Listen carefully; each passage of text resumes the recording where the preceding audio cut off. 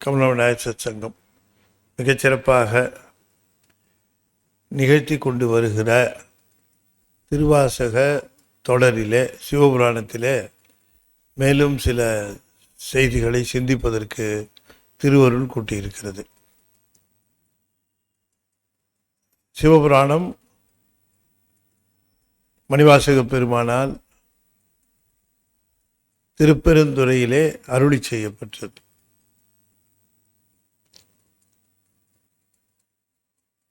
தனக்கு ஆசிரியராக குருவாக சிவபெருமானே எழுந்தருளி இருக்கிறார் என்று தெரிந்த பிறகு இனி தனக்கு இந்த வாய்ப்பை பயன்படுத்தி கொண்டு உய்ந்துவிட வேண்டும் என்ற அந்த வைராக்கியம் பெருமானுக்கு பிறந்தது. குருவை தேடி நாள்தோறும்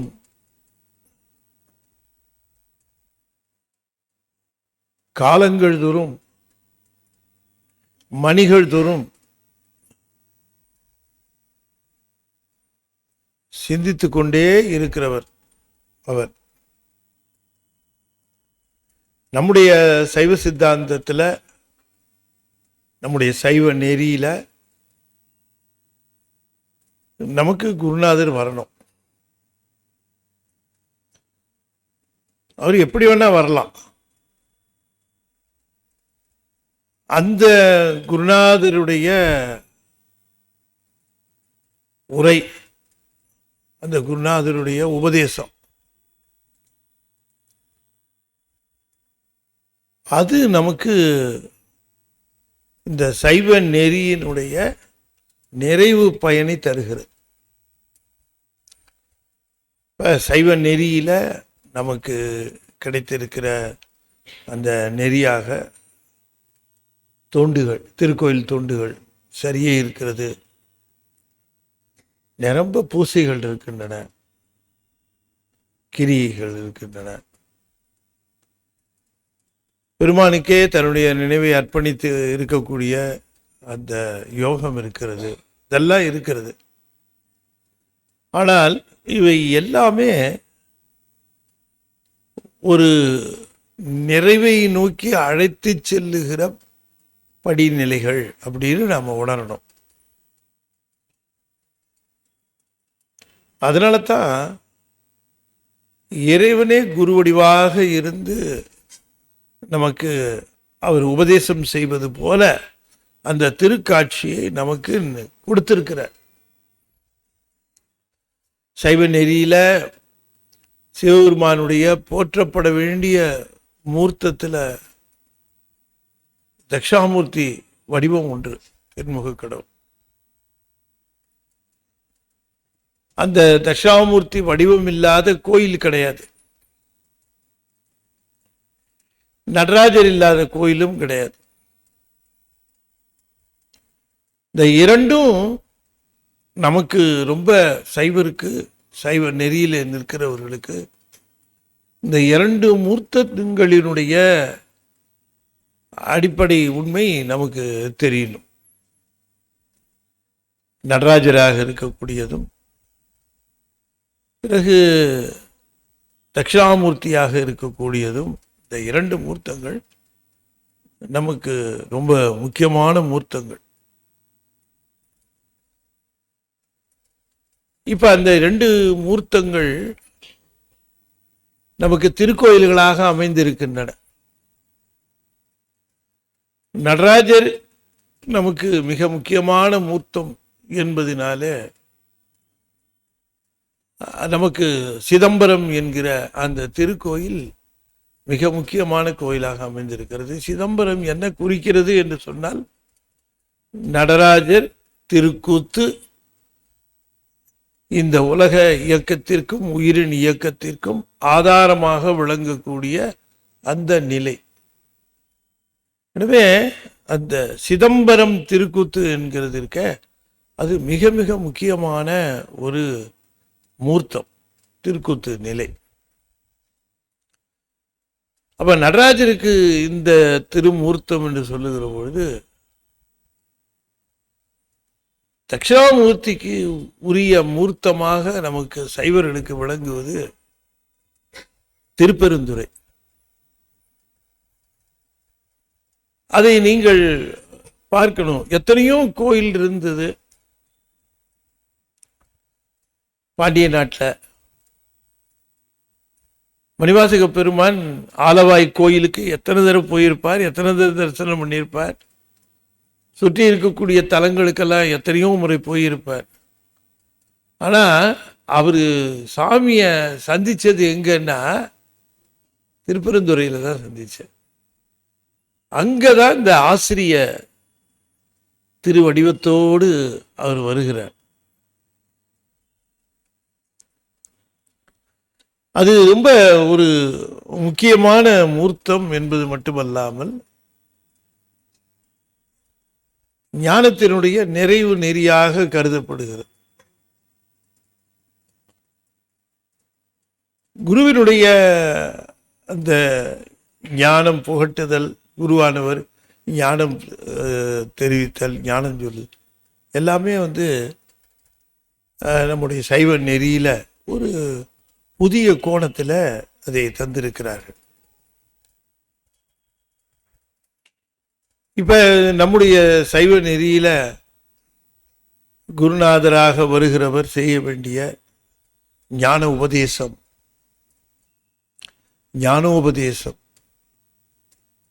அதை செய்கிறார். ஒரு விஷயம் தெளிவாக தெரிந்து கொள்ள வேண்டும். நம்ம எதுக்கு ஆசைப்படுறோமோ அதுதான் நமக்கு வரும்.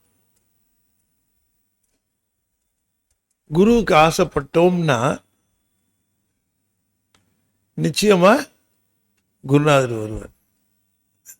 சாமி அதைத்தான் பார்க்குறேன். என்ன விரும்புது அந்த ஆன்மா, இந்த ஆன்மா விரும்பாததை கொடுக்கவே மாட்டார். ஆன்மா விரும்புறதை கொடுக்கக்கூடிய வல்லமை. சாமி எனக்கு குருநாதர் வேணும் சாமி, குரு வேணும் சாமி, நெறிப்படுத்தணும் சாமி. நான் ஒரு குருநாதரை கொடுக்குறேன்.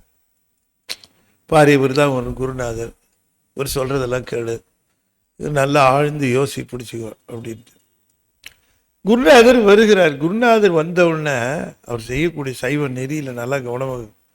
குருநாதர் முதல்ல எடுத்தவனைய அவரு ஞானம் போதிப்பதில்லை. எடுத்தவனையும் ஞானம் போதிக்க மாட்டார். இப்போ ஒரு பால் நமக்கு கொண்டு கொடுக்குறாங்க, பால் கொண்டு கொடுக்குறாங்க. இந்த பாலை நாம வாங்கணும். வாங்கும்போது என்ன செய்வோம்? பாலை வாங்குறதுக்கு என்ன வேலை செய்வோம்?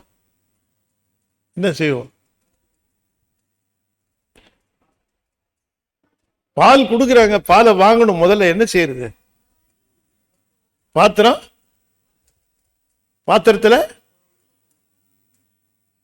பாத்திரத்தை அப்படியே எடுத்து போய் வாங்கிடுவோமா?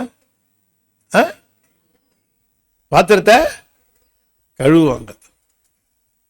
கழுவி வச்ச பாத்திரம்னாலும் கூட திரும்பவும் கழுவுவாங்க. அதனால ஞானம் கொடுக்க வருகிற குருநாதர் ஞானத்தை கொடுக்கறதுக்கு முன்னாடி நம்ம ஏற்கனவே ஞானம்னு என்னென்னையோ வாங்கி வச்சிருக்கோமே அத்தனையும் கழுவி ஊத்துவாரு.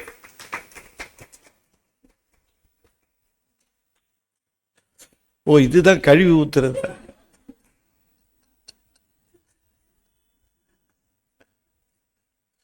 முதல்ல என்ன எதையோ அது சொல்லுவாரு. மாற்றத்தின் வெவ்வேறே வந்தறிவாம்னாரு. என்ன வாக்கியம் மணிவாசன். குருநாதர் என்ன செஞ்சார்னு சொல்லிட்டு வருகிற போது சிவபுராணத்துல ஒரு இடத்துல சொல்லு, வெவ்வேறே வந்து அறிவாம்னு. எதையோ அறிவுன்னு எதையோ போட்டு வச்சிருக்கிறோம். நாம எதையாவது நமக்கு ஒரு விஷயம் கிடைச்சதுன்னா இது சைவத்திற்கு உகந்ததா, நம்ம நெறியில இருக்குதா, இது நம்ம நெறிக்கு உட்பட்டதா அப்படின்னு நம்ம பார்க்கணுமா இல்லையா? சைவ நெறியில் இருக்கிறவர்கள் பார்க்கணும். நால்வரில் இதை ஒப்புக்கொண்டிருக்கிறாங்களா? நால்வரும் இது நம்ம சைவ நெறிக்கு உகந்ததா அப்படின்னு நம்ம பார்க்கணுமா இல்லையா? அப்படி பார்க்கறதுக்கு நமக்கு நேரம் இருக்காது, அதை நம்ம வாங்கிடுவோம், அவசரப்பட்டு வாங்கிடுவோம். அது மாதிரி நிறைய சேர்த்து வச்சிருப்போம் அதில். அதனால பதிஞானம் கொடுக்கறதுக்கு முன்னாடி ஏற்கனவே சேர்த்து வச்சிருக்கிற பசுஞானத்தையும் பாசஞானத்தையும் தொடப்பார், அதெல்லாம் எடுத்துருவார். ஏன்னா சாமி நான் பாசஞானத்தில் கூட வேற எதையும் கேட்கல சாமி, எல்லாம் திருவரி சம்மந்தப்பட்டது தான் படிச்சிருக்கேன் சாமி எல்லாம் அப்படின்னு.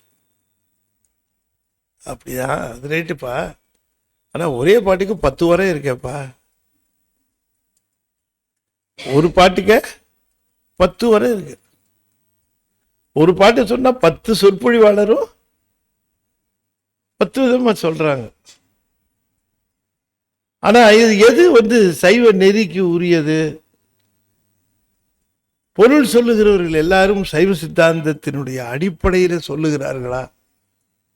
பதிப்பசு பாசம் என்று சொல்லக்கூடிய 3 அடிப்படையில் சொல்லுகிறார்களா? ஈசனுடைய என் குணத்திலே எந்த குணமும் பழுதுபடாமல் சொல்லுகிறார்களா? அப்படிங்கிறது நிறைய பார்க்கணும் இல்லையா?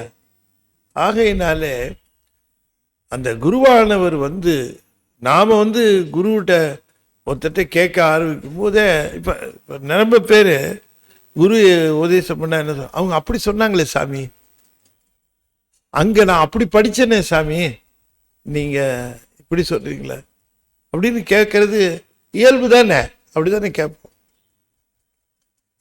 ஆகையினாலே மணிவாசகருக்கு இந்த சிக்கல்லாம் வரக்கூடாதுன்னுட்டு சாமியே வந்துட்டார். இப்போ வந்திருக்கிறது சாமின்னு தெரிஞ்சதுனால அவர் சொன்ன உபதேசத்தில் எதுவும் விடுபடுவதோ அல்லது அதை நீக்கிக் கொள்வதோ வேண்டியதில்லை. வந்தவர் யாருன்னு தெரிஞ்சு போச்சுன்னு வச்சுங்களேன், அவங்க சொல்றது மேல நமக்கு நம்பிக்கை அதிகமா இருக்கு மாதிரி இருக்காதா? சார் இதை இந்த மாதிரி சொல்லியிருக்காங்க சார், சொன்னது யாரு சார்? சொன்னது சோவன்னு சார் அப்படின்னா கொஞ்சம் யோசிக்கணும் சார், பார்த்துதான் செய்யணும். இது சொன்னது யார் சார்? இது சொன்னது இவர் சார் சோவன் சோ. அப்போ நம்ம எடுத்துக்கலாம் சார் அப்படின்னு சொல்லுகிற அளவிற்கு நிரம்ப அந்த செய்திகள். சைவ சித்தாந்தம் என்று சொல்லக்கூடிய சைவ அடிப்படை நெறி இறைவனுக்கும் உயிர்களுக்கும் இருக்கக்கூடிய தொடர்பு, அந்த செய்திகளாக சிவபுராணத்தினுடைய பின்பகுதியில் வைக்கிறார். முற்பகுதியில் சுவாமி அது ஒரு நூல் போல வைத்திருக்கிற பொழுது அந்த சிவபுராணத்தில் நாம் தெளிவாக தெரிந்து கொள்ள வேண்டும் என்பதற்காக சைவ சித்தாந்த கருத்துக்களை, சைவ சித்தாந்தம் சொல்லுகின்ற அடிப்படை உண்மைகளை நாம் ரொம்ப தெளிவாக தெரிந்து கொள்ள வேண்டும், அதில் மாறாட்டம் இருக்கக்கூடாது என்பதற்காக சிவபுராணத்தில் சுவாமி அதையும் வைக்கிறார். ரொம்ப பேருக்கு சிவபுராணத்தில் அவ்வளவு சிறப்பாக சைவ சித்தாந்தம் இருக்கிறது தெரியாது. ஏன்னா சைவ சித்தாந்தத்தினுடைய முழுமை தெரியாமலேயே சிவபுராணத்தை ஓதுகிறவர்கள் உண்டு நிறைய. அது ஒன்றும் தப்பு கிடையாது. அது ஒரு பாராயண நூல் போலவும் பக்தி நூல் போலவும் அதனை ஓதுவதிலே எந்த விதமான தவறும் கிடையாது. ஆனால் அதனுடைய சிறப்பை தெரிந்து அதனை ஓதுவதுங்கிறது சொல்லிய பாட்டின் அப்படின்னு ஏன் சொல்லணும்? கடைசியில் இந்த எல்லா நூல்களுக்கும் அந்த மாதிரி திருக்கடை காப்பு எழுதுகிற பொழுது எல்லா நூல்களுக்கும் திருக்கடை காப்புங்கிறது அது நிறைவாக செய்தி சொல்லுகிற பொழுது எல்லா நூலுக்கும் இந்த நூலை அன்போடு ஓதுகிறவர்களுக்கு, இந்த நூலை சிரத்தையோடு ஓதுகிறவர்களுக்கு இது முழு பலனை நல்கும். இந்த நூலை சிரத்தையோடு ஓதுகிறவர்களுக்கு இந்த நூலானது நல்ல செல்வம் தரும், நல்ல வாழ்வு தரும், அப்படி சொல்றது என்ன வழக்கம். ஆனால் சாமி அதை சொல்லலை. இந்த நூலை எப்படி சொல்லிய பாட்டின் பொருள் உணர்ந்து சொல்லுக அப்படின்ட்டார். பொருள் உணர்ந்து சொல்லுக என்று சொல்லுகிற பொழுது நாம பொருள் அல்லவற்றை பொருள் என்று உணரக்கூடாது. இதுக்கு சிவன்தான் பொருள் அப்படின்னு சிவத்தையே உணர்ந்துதான் இதை நாம சொல்லணும். ஆகையினாலே சிவம் என்று சொல்லக்கூடிய ஒரு முழுமை, ஒரு அந்த முழுமையாக இந்த சிவபுராணத்தில் இருக்கு. பல இடங்கள்ல பேசுகிற பொழுது, சிவத்தை பற்றி சொல்லுகிற பொழுது திருமுறைகளிலேயே கூட பார்க்கலாம். சிவத்தினுடைய சக்தியை சொல்லி, சக்தியை வாமபாகத்தில் வைத்தவரே, இடபாகத்தில் வைத்தவரே, உமையின் கணவனே, கங்கையை சடையில் சூடியவனே, விநாயக பெருமானின் தந்தையே, இல்லையா, ஆறுமுக பெருமானின் தந்தையே, இப்படியெல்லாம் சொல்றது இருக்குல்ல.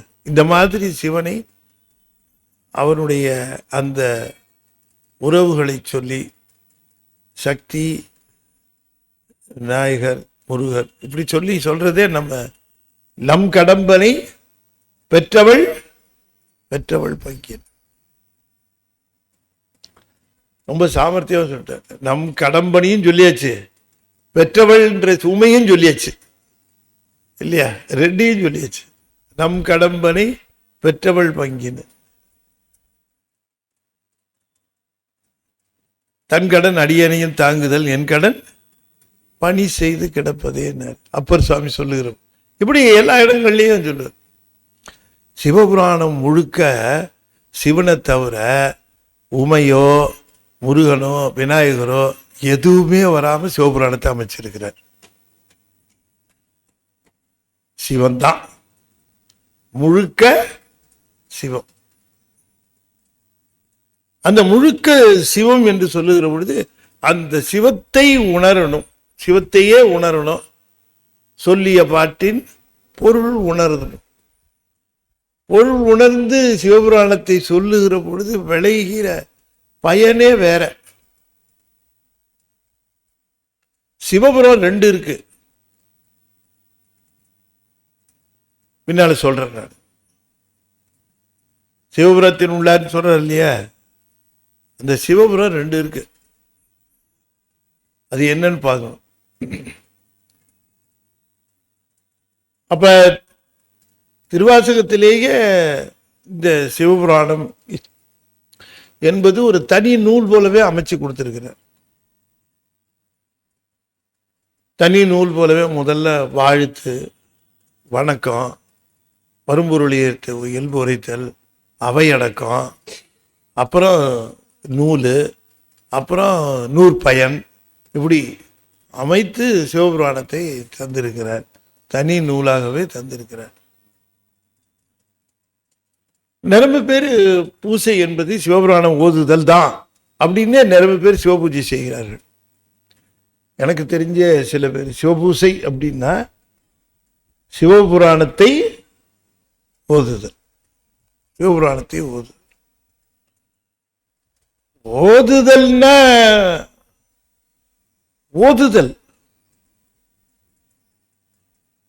ஓதுதல்னா உண்மையிலேயே ஓதுதலுக்கும் பாடுதலுக்கும் வித்தியாசம் இருக்குல்ல. சில பேர் பாடுதலோடு ஓடுதலும் செய்வார்கள்.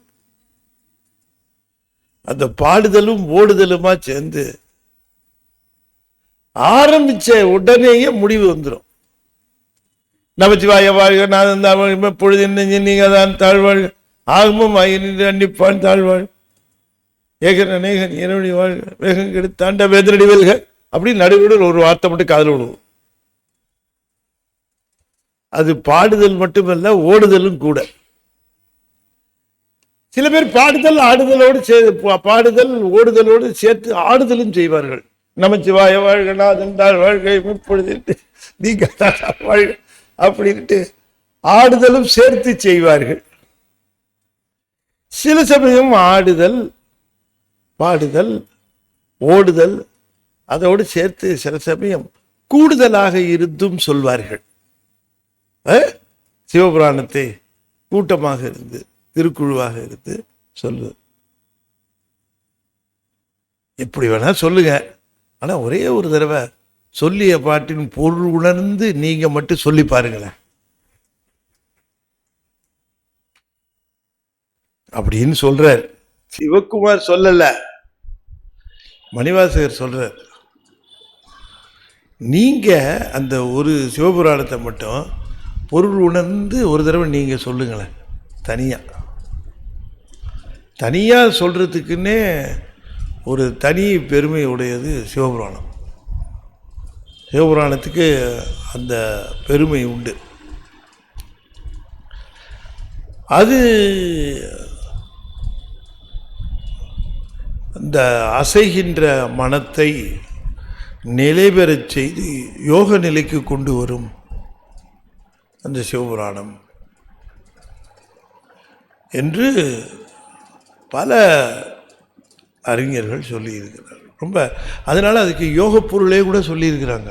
ஆனால் நம்ம யோக பொருள்லாம் எடுத்து கஷ்டப்பட வேண்டாம். அதுக்கு யோக பொருள் சொன்னவங்கள்லாம் உண்டு சிவபுராணத்துக்கு. நம்ம அதெல்லாம் கஷ்டப்பட வேண்டாம்.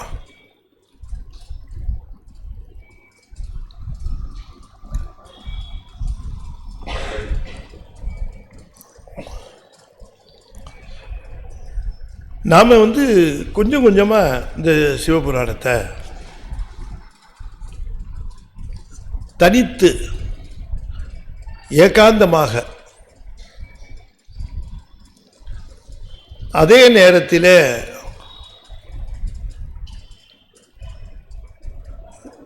விரைவு இல்லாமல் வேகம் இல்லாமல் நிறுத்தி நிதானமாக பாடினால் அதுக்கு பேர் என்னன்னு சாமி சொல்கிறாங்க. அதுக்கு என்ன பேர், அப்படி பாடுறதுக்கு என்ன பேர் அப்படின்னு, அதுக்கு பேர் என்னன்னா கலந்து பாடுதல். அதுக்கு என்ன பேர்? கலந்து பாடு. வான் கலந்த மாணிக்க வாசக நின் வாசகத்தை நான் கலந்து பாடுங்கள். என்னன்னு புரிஞ்சுது உங்களுக்கு? ஏன் அந்த இடத்துல நான் போட்டார்? நான் கலந்து பாடுங்கள் அப்படின்னு போட்டதுக்கு என்ன காரணம்?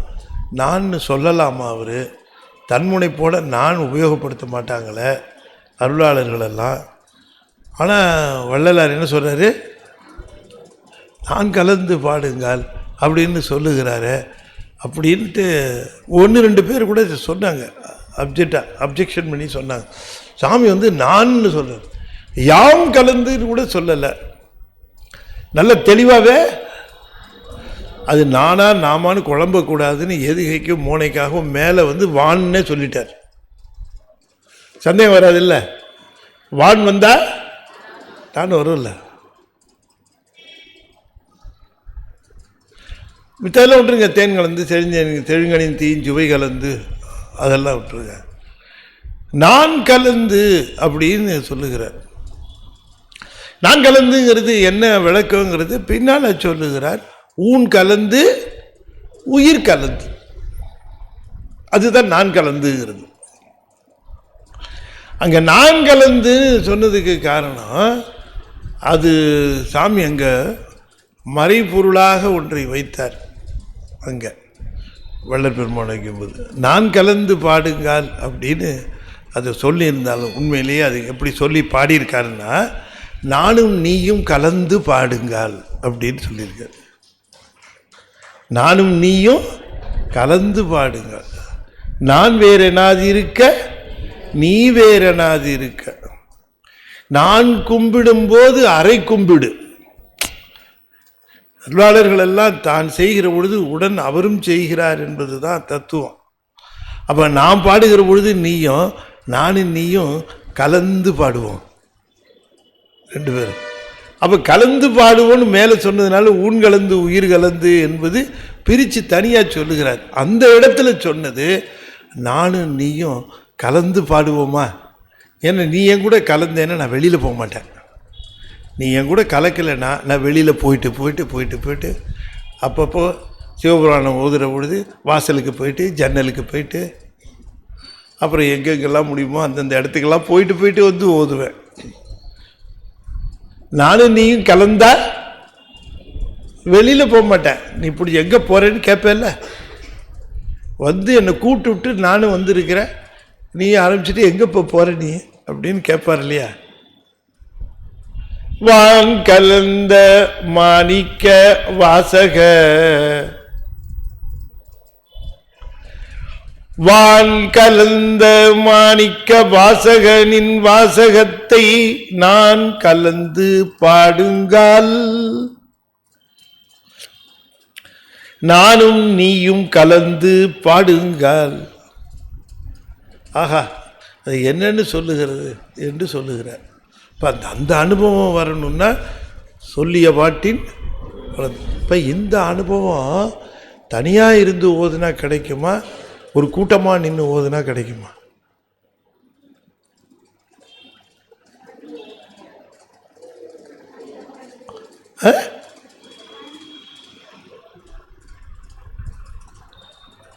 நான் சரியா சொல்றேன்னா புரியுதா?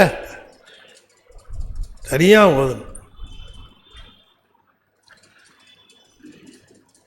அப்ப இந்த சொல்லிய பாட்டின் பொருள் உணர்ந்து சொல்லுவார். இப்ப அதுக்கு அர்த்தம் சொல்லிட்டேன்னா சிவபுராணமே முடிஞ்சிருச்சு. அதை புரிஞ்சுக்கிட்டோம்னா சிவபுராணத்தை புரிஞ்சுக்கிட்டோம். அதனால தான் எப்போவுமே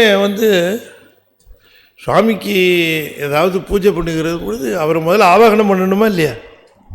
நம்ம பாட்டுக்கு பூஜை பண்ண ஆரம்பிச்சிட்டோம்னா இருக்காரா இல்லையான்னு கூட தெரியாமல், இருக்காரா இல்லையா, வாங்கினாரா வாங்கலையா, நாம் கொடுத்தோமா கொடுக்கலையா, இப்படியே தெரியாமையே பூஜை நடக்கும் இல்லையா? வந்திருக்கிறாரா, இருக்கிறாரா, வாங்குறாரா, நம்ம கொடுக்குறோமா, வாங்கிக்கிட்டாரா, அப்போ கிளம்புவாரா, எப்படின்னு அதில் பூஜையில் எத்தனையோ அங்கங்கள் இருக்குது. அதில் நான் சொல்ல வேண்டியதில்லை, இங்கே இருக்கிறவங்களுக்கே நிறையா பேருக்கு தெரியும். சிவபுராணம் பாட ஆரம்பித்தவனையே தானாக ஆவாகனமாகி விடுவார் சிவபெருமான்.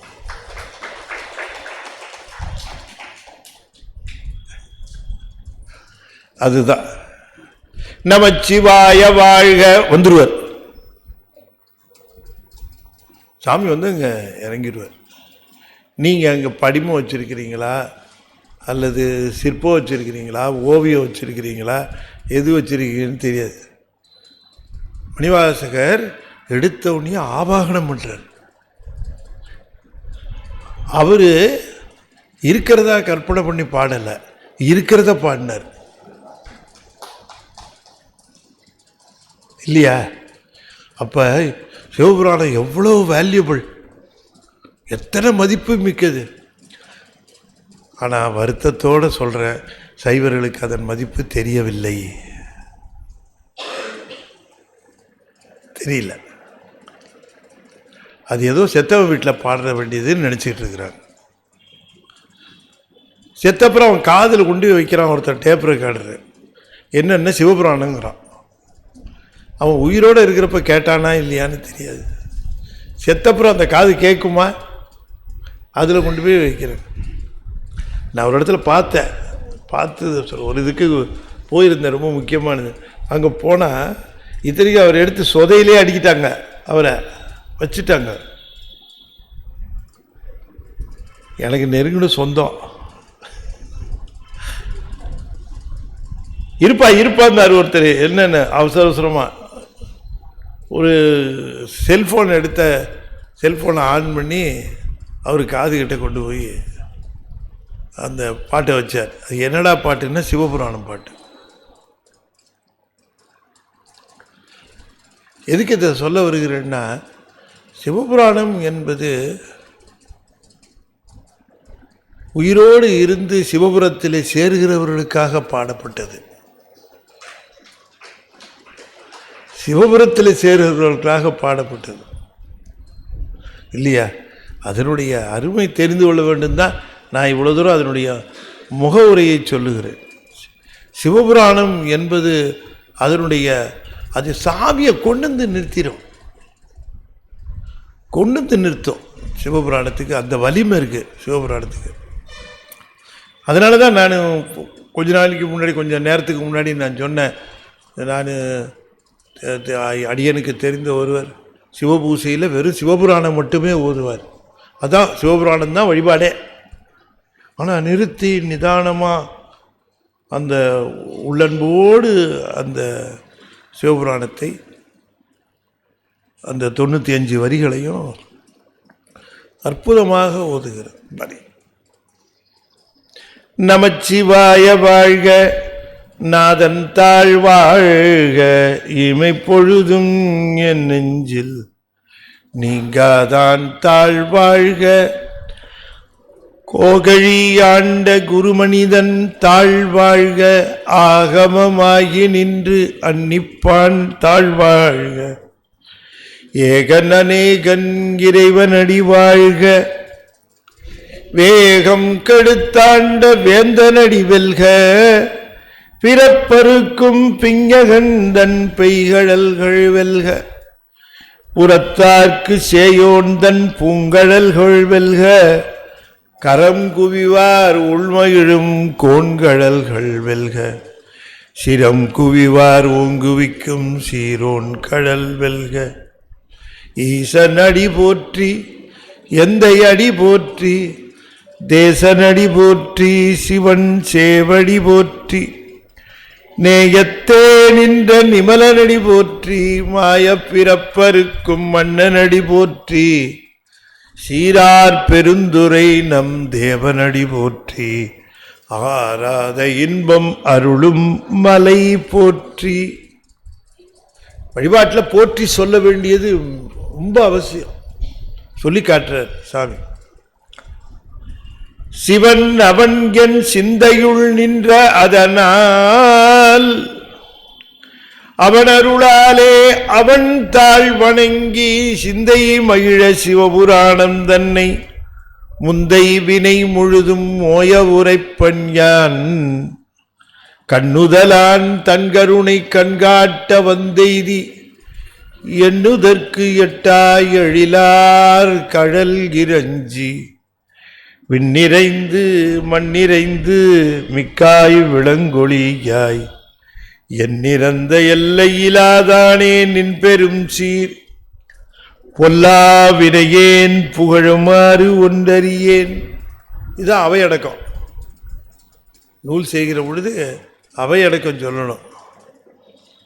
புல்லாகி பூடாய் புழுவாய் மரமாகி, பல்விருகமாகி பறவையாய் பாம்பாகி, கல்லாய் மனிதராய் பேயாய் கணங்களாய், வல்லசுரராகி முனிவராய் தேவராய் செல்லா நின்ற இத்தாவர சங்கமத்துள் எல்லா பிறப்பும் பிறந்திழைத்தேன் எம்பெருமான். மெய்யே உன் பொன்னடிகள் கண்டின்று விடுற்றேன். எத்தனையோ பிறப்பெடுத்த சிவன் தான் முழுமுதற் பொருள்னு இந்த பிறப்பில் தெரிஞ்சுக்கிட்டேன். அந்த பிறப்பில் தெரிஞ்சனா தெரியலையான்லாம் தெரியாது. ஆனால் இந்த பிறப்பில் தெரிஞ்சுக்கிட்டேன். மெய்யே என்று குறிப்பிடுகிறார். நீ தான் மெய்ப்பொருள், மித்தது எல்லாமே பொய்ப்பொருள். மெய்யே உன் பொன்னடிகள் கண்ணின்று வீடுற்றேன், உய்யன் உள்ளத்துள் ஓங்காரமாய் நின்ற மெய்யா விமலா விடைப்பாக வேதங்கள் ஐயா என ஓங்கி ஆழ்ந்தகன்ற நுண்ணியனே, வெய்யாய் தனியாய் யமான நாம் விமலா, பொய்யாயின எல்லாம் போயகல வந்தருளி. அவர் வரணும்னா பொய்யானவையெல்லாம் போய் அகலணும். போனால் மட்டும் பத்தாது, போயிட்டு அங்கே நிற்கும். சில பேரை விரட்டினோம்னா வாசல்லையே நிற்பான், எப்போ கூப்பிடுவாங்க போகலான்ட்டு. போனதுக்கு பிறகு அகன்றணும், போயிடணும். பொய்யாயின எல்லாம் போயகல வந்தருளி, விஞ்ஞானமாகி மிளிர்கின்ற மெய்ச்சுடரே, இஞ்ஞானம் இல்லாதேன் இன்பப் பெருமானே, அஞ்ஞானம் தன்னை அகல்விக்கும் நல்லறிவே ஆக்கம் அளவு இறுதியில்லாய் ஆக்குவாய் காப்பாய் அழிப்பாய் அருள் தருவாய் போக்குவாய் என்னை புகுவிப்பாய் நின் தொழும்பில் நாற்றத்தின் நெறியாய் சேயாய் நனியானே மாற்றம் மனம் கழிய நின்ற மறையோனே கரந்தபால் கண்ணலோடு நெய்கலந்தார் போல சிறந்தடியார் சிந்தனையுள் தேனூறி நின்று பிறந்த பிறப்பருக்கும் எங்கள் பெருமான் நிறங்கள் ஓர் ஐந்துடையாய் விண்ணோர்கள் ஏத்த மறைந்திருந்தாயம்பெருமான் வல்வினை ஏன் தன்னை மறைந்திட மூடிய மாய இருளை அறம்பாவம் என்னும் அருங்கயிற்றால் கட்டி புறந்தோல் போர்த்தெங்கும் புழுவழுக்கு மூடி மலம் சோறும் 9 வாயிற்குடிலை மலங்க புலனைந்தும் வஞ்சனையைச் செய்ய விலங்கு மனத்தால் விமலா உனக்கு கலந்த அன்பாகி கசிந்துள்ளுருகும் நலந்தானிலாத சிறியேற்கு நல்கி நலந்தானிலாத சிறியேற்கு நல்கி. அதனாலதான் படிக்கிறோம், இல்லாட்டி படிப்போமா கேட்போமா? இதை எந்த நலமும் இல்லை, ஆனாலும் நலம் இல்லைனாலும் அவற்றையெல்லாம் நான் தருகிறேன்னு கூப்பிட்டு அதை நல்குகிறார். நலந்தான் இல்லாத சிறியேற்கு நல்கி நாய் நிலந்தன்மேல் வந்தருளி நீள் கடல்கள் காட்டி ஞாயிற்கடையாய் கிடந்த அடியேற்கு தாயிற் சிறந்த தயாவான தத்துவனே மாசற்ற சோதி மலர்ந்த மலச்சுடரே தேசனே தேனாரமுதே சிவபுரனே பாசமாம் பற்றறுத்து பாரிக்கும் ஆரியனே நேச அருள் புரிந்து நெஞ்சில் வஞ்சம் கெட பேராது நின்ற பெருங்கருணை பேராரே ஆரா அமுதே அளவிலா பெம்மானே ஓராதார் உள்ளத்துள் ஒளிக்கும் ஒளியானே. இது வரைக்கும் பார்த்தோமா? மார்க் பண்ணி வச்சிருக்கியா? இது வரைக்கும் பார்த்துருக்கோம் நம்ம. ஓராதார் உள்ளத்து ஒளிக்கும் ஒளியானே நீராய் உருக்கி என் ஆறுயிராய் நின்றானே. நீராய் உருக்கி என் ஆறுயிராய் நின்றானே. இது இப்ப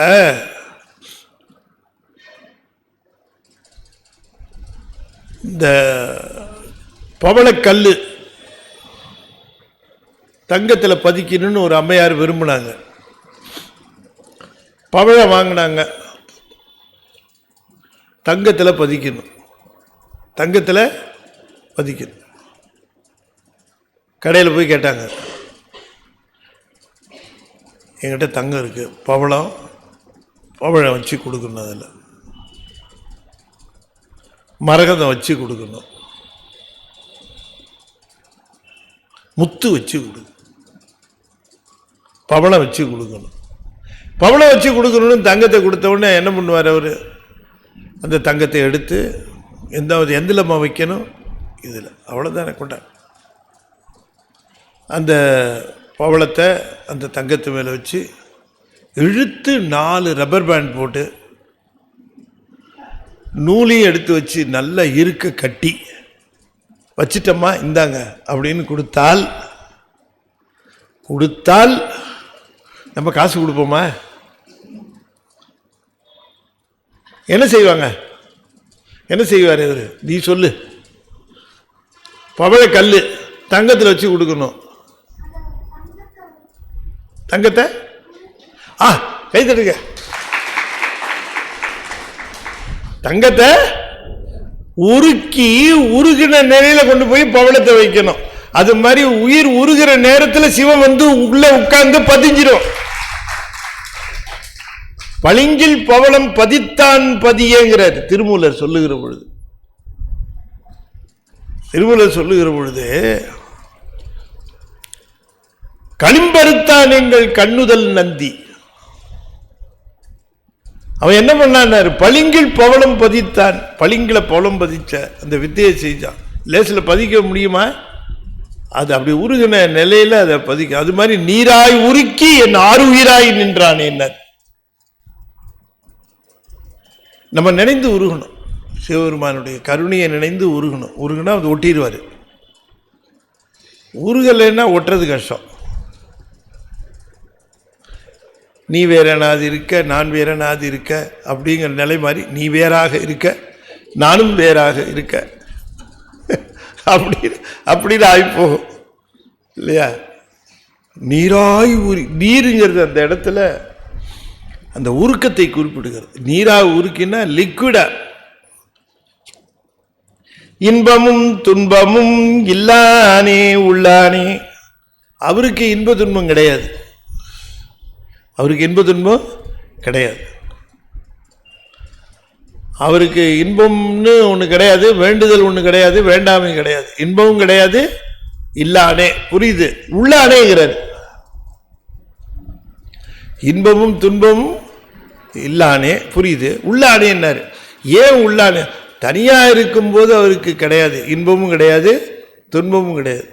ஆனால் அவர் இந்த நீராய் உருக்கி ஆறுயிராய் நின்றுடுவான் அடியார்கள்ட்ட.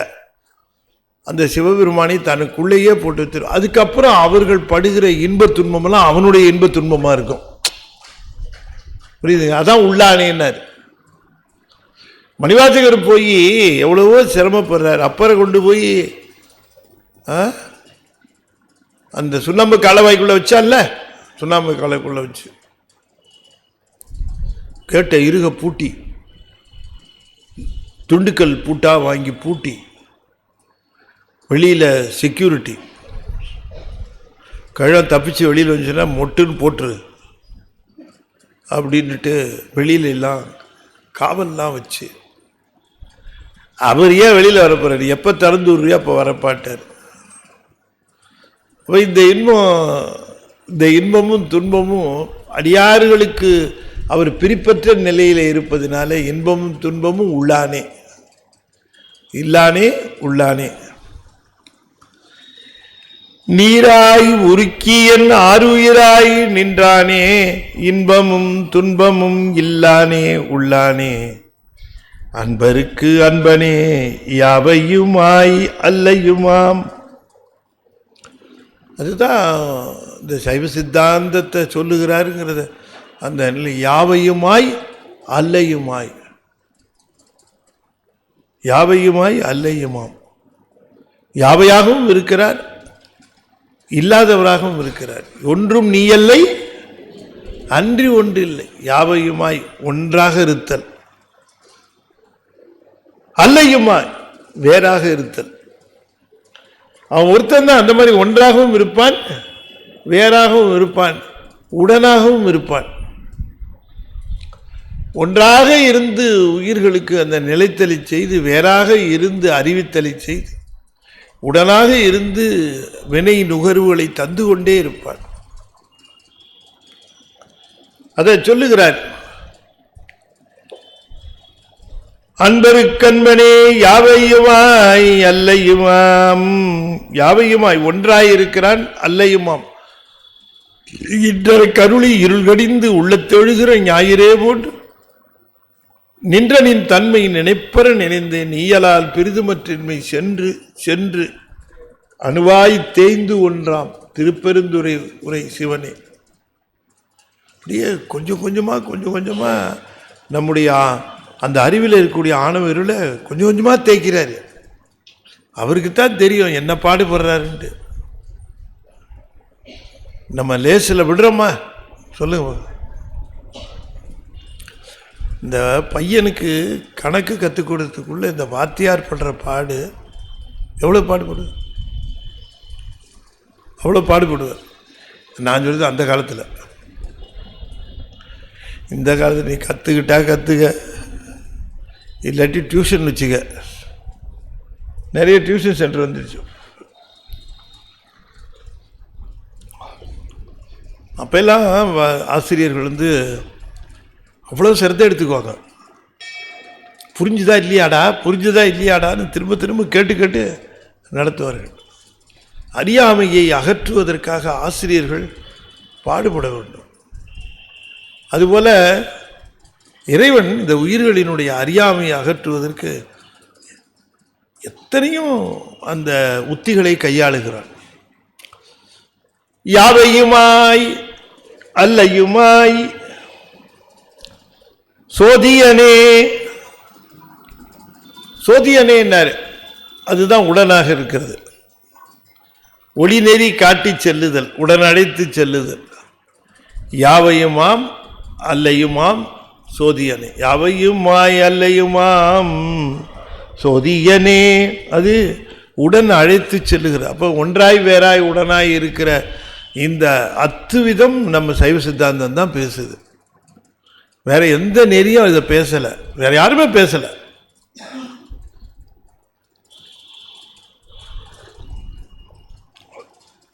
சோதியனே. சோதியனே என்றால் ஒளியாக இருந்து வழிகாட்டுகிறவனே சோதியனே. சோதியனே துண்ணீருளே தோன்றா பெருமையனே. சோதியனே துண்ணீருளே தோன்றா பெருமையனே. அதை எப்படி படிக்கணும் அப்படின்னு கேட்டால், சோதியனே தனியாக படிச்சுவிட்டு துன் இருளே தோன்றா பெருமையன். ஆணவ மலம் கொஞ்சம் கூட அணுக முடியாதவன், இயல்பாகவே பாசங்களில் நின்று விடுபட்டவன். துண்ணீரிலே என்பதற்கு தனியாக பிரித்து அதுக்கு பொருள் சொல்லுகிறார்கள். அவள் சிரமப்பட வேண்டாம். அதாவது அறியாதவர்களுக்கு இருளாக விளங்குகிறான். இப்போ ஆந்தைக்கு சூரியன் எப்படி விளங்கும், அதுபோல என்று அவர்கள் சொல்லுகிறார்கள். ஆனால் அந்த இருள் என்பது இருக்கா இல்லையாங்கிறது இல்லை. ஒளி இருந்தால் கூட அதுக்கு இருள் தான். ஒளி இல்லை அதனால எனக்கு இருளா இருக்குன்னு, எனக்கு கண்ணு சரியில்லைன்னா அங்க ஒளி இருந்தும் இல்லை. இப்ப சிவன் இல்லைன்னு சொல்றவெல்லாம் பாவம் உண்மை தான் சொல்றான், பொய் சொல்ல. சிவன் இல்லை இல்லைன்னு சொல்றவெல்லாம் பாவம் அவன் உண்மையத்தான் சொல்றான், பொய் சொல்ல. ஏன்னா அவனுக்கு பார்வை இல்லை, அது பகலவன், அது சூரியன் போல தெரிகிறது. பார்வை இல்லாதவனுக்கு சூரியன் இல்லை தானே. அது போல பகுத்தறிவுவாதிகளுக்கு பகலவனாக இருக்கக்கூடிய சிவபெருமான் இல்லை. அதுதான் உண்மை. அவன் இல்லை இல்லைன்னு தான் சொல்லுவான், இருக்குன்னா சொல்லுவான். ஆகையினாலே துன் இருளே தோன்றா பெருமையன். அந்த இருளே தோன்றா பெருமையன் என்று சொன்னால் ஆணவ மலம் சற்றும் அணுகாதவன். அதனாலதான் 8 குணங்கள்ல ஒரு குணம் இயல்பாகவே பாசங்களினின்றும் விடுபடுதல் அப்படின்னு சொல்றது. இயல்பாகவே பாசங்கள் என்று விடுபடுதல். துன் இருளே தோன்றா பெருமையினே, ஆணவம் அணுக முடியாத பெருமையினே. ஆதியனே அந்தம் நடுவாகி. அப்புறமா ஒன்று போட்டார் பாருங்க, அதுதான் அப்புறம். ஆதி நீதான், அந்தம் நீதான், நடுவு நீதான், இல்லை நீ எதுவுமே இல்லை அப்படின்ட்டார். அல்லானேன்ட்டார். நீ ஆதியும் இல்லை, நடுவும் இல்லை, அந்தமும் இல்லை. ரொம்ப அருமையா சொன்னார். ஆதியனே அந்தம் நடுவாகி உள்ளானேன்னு இருக்கணும் இல்லையா? ஆதியனே அந்தம் நடுவாகி உள்ளானே. நான் எழுதுனேன்னா என் ஞானத்துக்கு அப்படித்தான் எழுதுவேன். ஆதியனே அந்தம் நடுவாகி உள்ளானேங்கணும். ஆனா அவர் என்ன சொன்னாரு? அல்லானேன்னு. அல்லானேன்னு. அதாவது ஒரு ரொம்ப பசியில ஊரெல்லாம் சுத்திட்டு மத்தியானம் வர 2 மணிக்கு பசி. கடன் கேட்க போன இடத்துல ஒருத்தரும் கொடுக்கல. இவர் கடன் புதுசா கேட்க போல, இவர் கொடுத்த கடனை கேட்க போயிருக்காரு. கொடுத்த கடனை கேட்க போனவருக்கு வீட்டுக்குள்ளே இருந்துட்டே அவர் இப்போதான் வெளில போனார். அவர் 1 வாரமா ஊருக்கு போயிருக்கார். இப்படியெல்லாம் என்னென்னவோ சொல்லி அதெல்லாம் கேட்டு அழுத்து போய் வீட்டுக்கு வந்தார். நம்ம சொல்லுவாங்க அடிக்கடி, ஏங்க நீங்க இதுக்கு இவ்வளவு தரம் இதுக்கெல்லாம் அலையிறீங்க, சாமி கோயிலுக்கு கொஞ்சம் அலைங்களேன், சாமியை போய் கொஞ்சம் கோயிலுக்கு வாங்க, என் கூட வாங்க, இல்லை நீங்களாம் போங்கன்னா கேட்க மாட்டேங்கிறீங்களே, அதெல்லாம் நீ போறேன் அப்புறம் என்ன எனக்கு அப்படின்றார். ஆனா இதுக்கு அலைஞ்சிட்டு இருக்கிறார். அலையோ அல்ல, ஒரு நாள் இப்படி அலைஞ்சு 2-2:30 மணி இருக்கும் வரார். வந்த உடனே சரசு தோ தண்ணி எடுத்துட்டார், சொம்புல தண்ணி எடுத்துட்டு காலால முட கையே அலம்பி துண்டு தட்டுமா, இன்னைக்கு என்ன சாப்பாடு, உட்காருங்க, இன்னைக்கு ரொம்ப நீங்க களைச்சு போயிருக்கீங்க, உங்களுக்காக கத்திரிக்காய் முருங்கைக்காய் போட்டு சாம்பார், பைனாப்பிள் ரசம், வெண்டிக்காய் மோர் குழம்பு, சுட சுட வடை,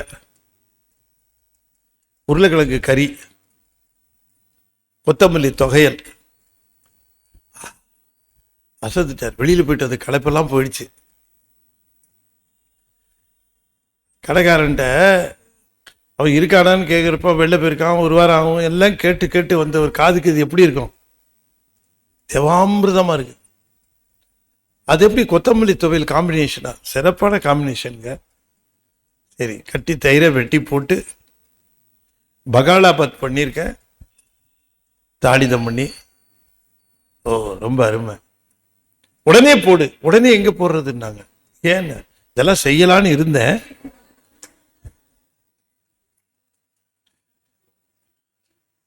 நீங்க வந்தப்புறம் இதுல எது செய்கிறதுன்னு உங்களை கேட்டுக்கிட்டு நீங்க சம்மதம் கொடுத்தா செய்யலாமே அப்படின்னு உங்களுக்காக காத்துட்டு இருந்தேன். இப்ப சொல்லுங்க என்னென்ன வேணும், ஆரம்பிக்கிறேன். எப்படி இருக்கும் அவருக்கு, எப்படி இருக்கும்?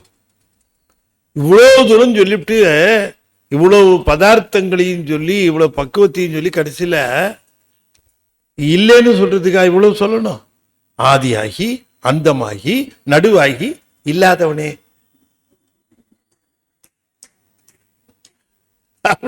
அப்படிங்கிற அதுதான் பஞ்சுங்கிறது. அருளாளர் புலவருடைய பஞ்சு அப்படின்னா அங்கதான் இருக்கும், அப்படி நிற்கும். அப்படியே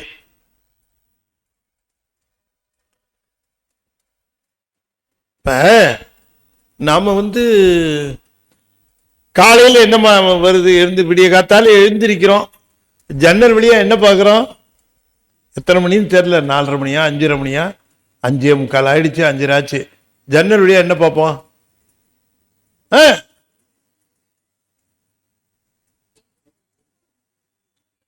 சூரிய வந்துட்டான்னு பார்ப்போம். வரல, இன்னும் கொஞ்சம் இருட்டா இருக்கு, இதான் வந்துட்டான். பகல்லாம் அவன் இஷ்டத்துக்கு சுட்டு எரிக்கிறான். ஒரு 3-4 நாள் எங்கேயோ ஊருக்கு போயிருந்தான் போல இருக்கு லீவுக்கு, இன்னைக்கு திரும்ப பஸ்ஸை பிடிச்சி வந்து சேர்ந்துட்டான்.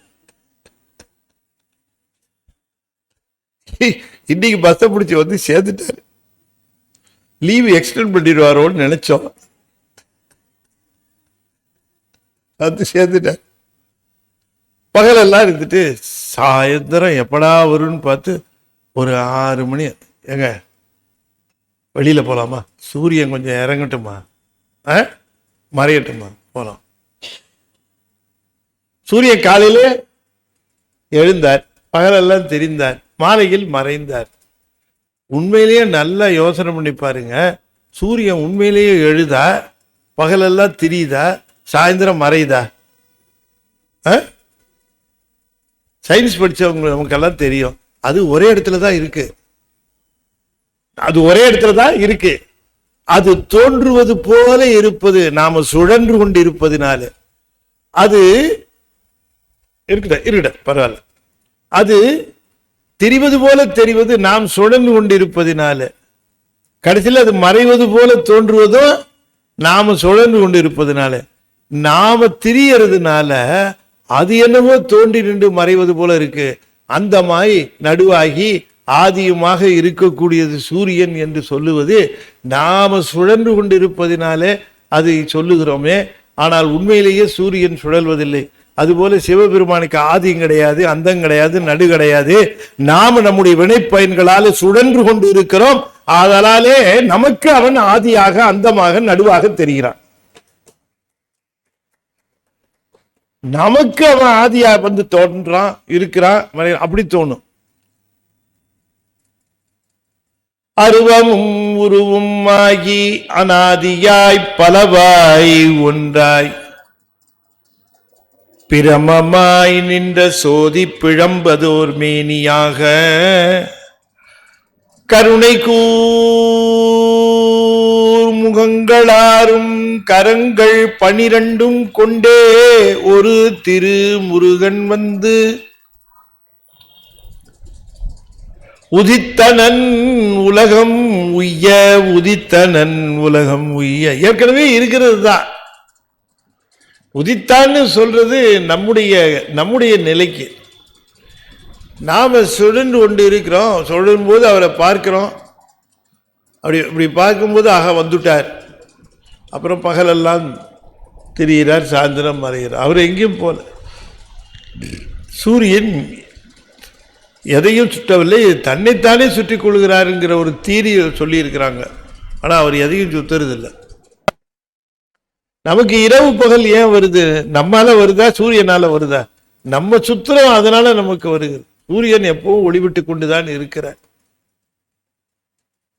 இரவும் பகலும் சூரியனால வருகிறதுன்னு சொல்லலாமா? சூரியனால இரவு வருமா? அவர் இருக்கிற இடத்துல பகல் தானே வரணும். சூரியன் இரவை தருகிறான்னு எப்படி சொல்ல முடியும்? இரவை தருவது எதுன்னு கேட்டா நம்முடைய அறியாமை. ஆதியனே அந்தம் நடுவாகி அல்லானே ஈர்த்தென்னை ஆட்கொண்ட எந்தை பெருமானே. நான் குதிரை வாங்க போனேன் சாமி, என்னை ஈர்த்து ஆட்கொண்டீர், வலிய வந்து ஆட்கொண்டீர் என்பதற்காக அதை சொல்லுகிறேன். ஈர்த்துன்னா என்ன அர்த்தம்? வலிய வந்து ஆட்கொண்ட. ஈர்த்தென்னை ஆட்கொண்ட எந்தை பெருமானே. எந்தை என்பது ஞானத்தந்தையாக இருக்கிற எங்கள் பெருமானே. ஈர்த்தென்னை ஆட்கொண்ட எந்தை பெருமானே.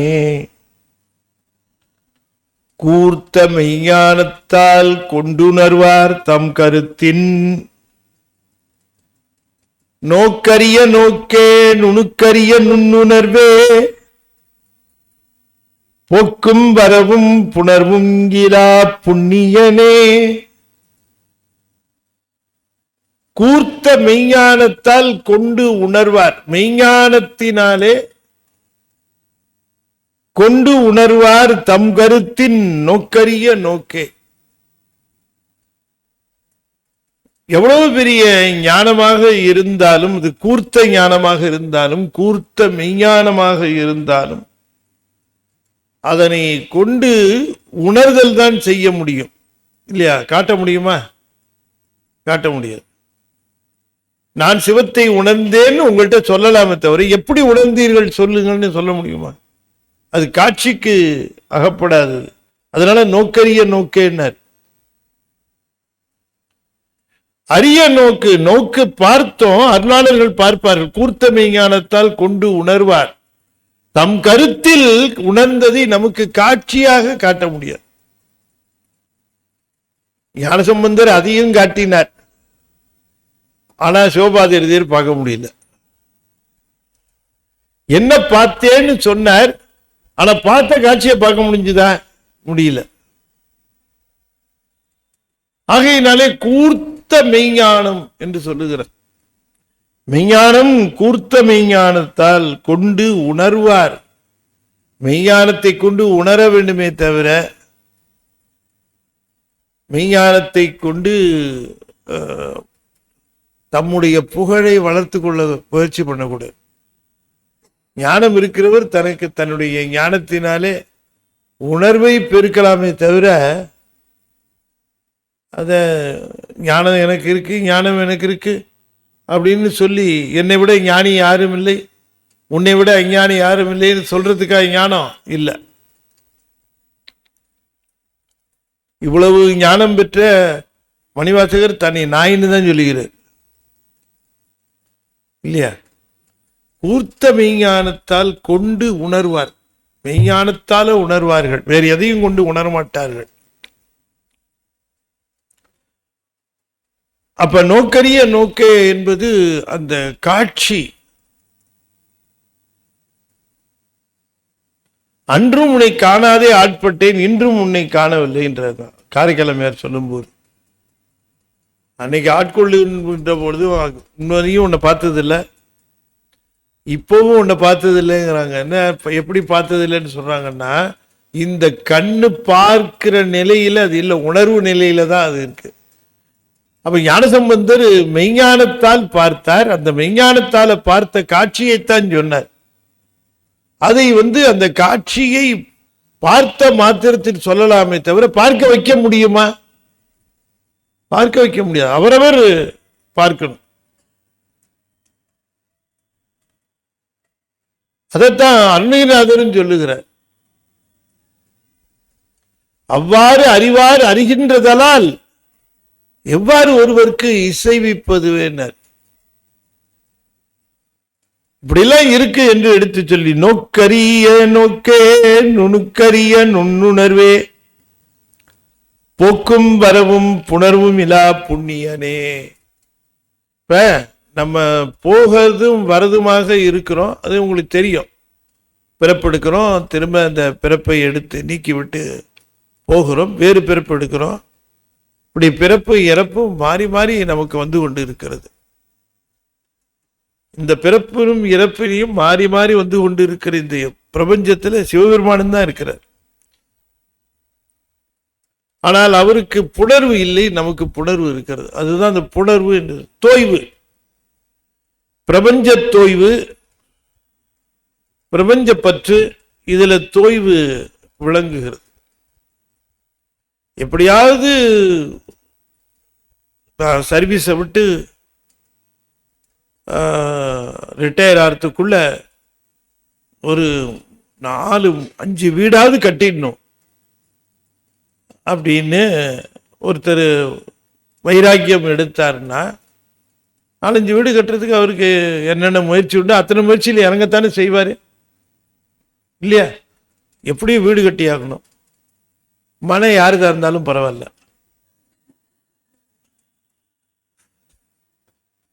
அப்புறம் பார்த்துக்கோ.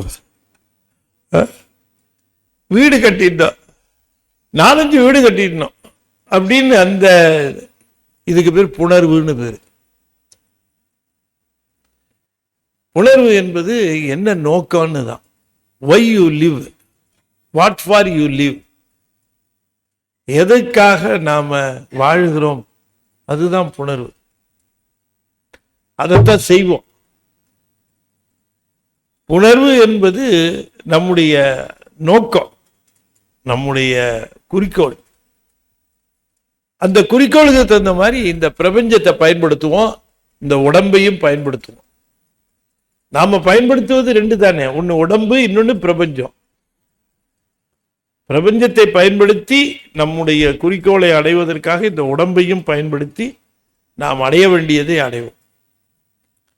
ஆகையினாலே அதை சொல்லுகிறார், போக்கும் வரவும் புணர்வும் இல்லா. சிவபெருமானுக்கு இங்க ஆக வேண்டியது என்ன இருக்கு? அவருக்கு அது ஒண்ணும் இல்லை. சிவபெருமானுக்கு ஆக வேண்டியது ஒண்ணும் இல்லைன்னா சிவபெருமானுக்கும் ஆக வேண்டியது ஒண்ணும் இல்லை. அவர்களுக்கு இங்க ஆக வேண்டியது ஒண்ணும் கிடையாது. யாரேதும் வேண்டேன் பிறப்பஞ்சேன்னார மணிவாசகர் இன்னொரு இடத்துல சொல்றார். எதுவும் வேண்டாம், அதனால எனக்கு பிறப்பு கவலைப்பட மாட்டேன். ஏதாவது வேணும்னா தானே பிறப்பை பத்தி கவலைப்படணும். எனக்கு ஒன்றும் வேணாம் இல்லையா? எதுவும் வேண்டாங்க முடிஞ்சு எதுக்கு அச்சமே வராது. ஏதாவது வேணும்னா தான் அச்சம். போக்கும் வரவும் புணர்வும் இலா புண்ணியனே காக்கும் எம் காவலனே காண்பரிய பேரொழியே. அவனை காண்பதற்கு உரிய நிலையிலே இல்லை. அவர்தான் கண்ணால் யானும் கண்டேன் காண்கன்னார். இங்க சொல்லுகிறார் காண்பரிய பேரொழியே என்று சொல்லுகிறார். ரெண்டுக்கு இருக்கக்கூடிய வேறுபாடு, தன்னை காட்டுகிற பொழுது அவனை காணலாம், தானாக காட்டாமல் காட்டுவித்தால் ஆரொருவர் காணாதாரை காட்டுவித்தால்தான் காண முடியும். அவர் என்னதான் நின்னு பாருன்னாலும்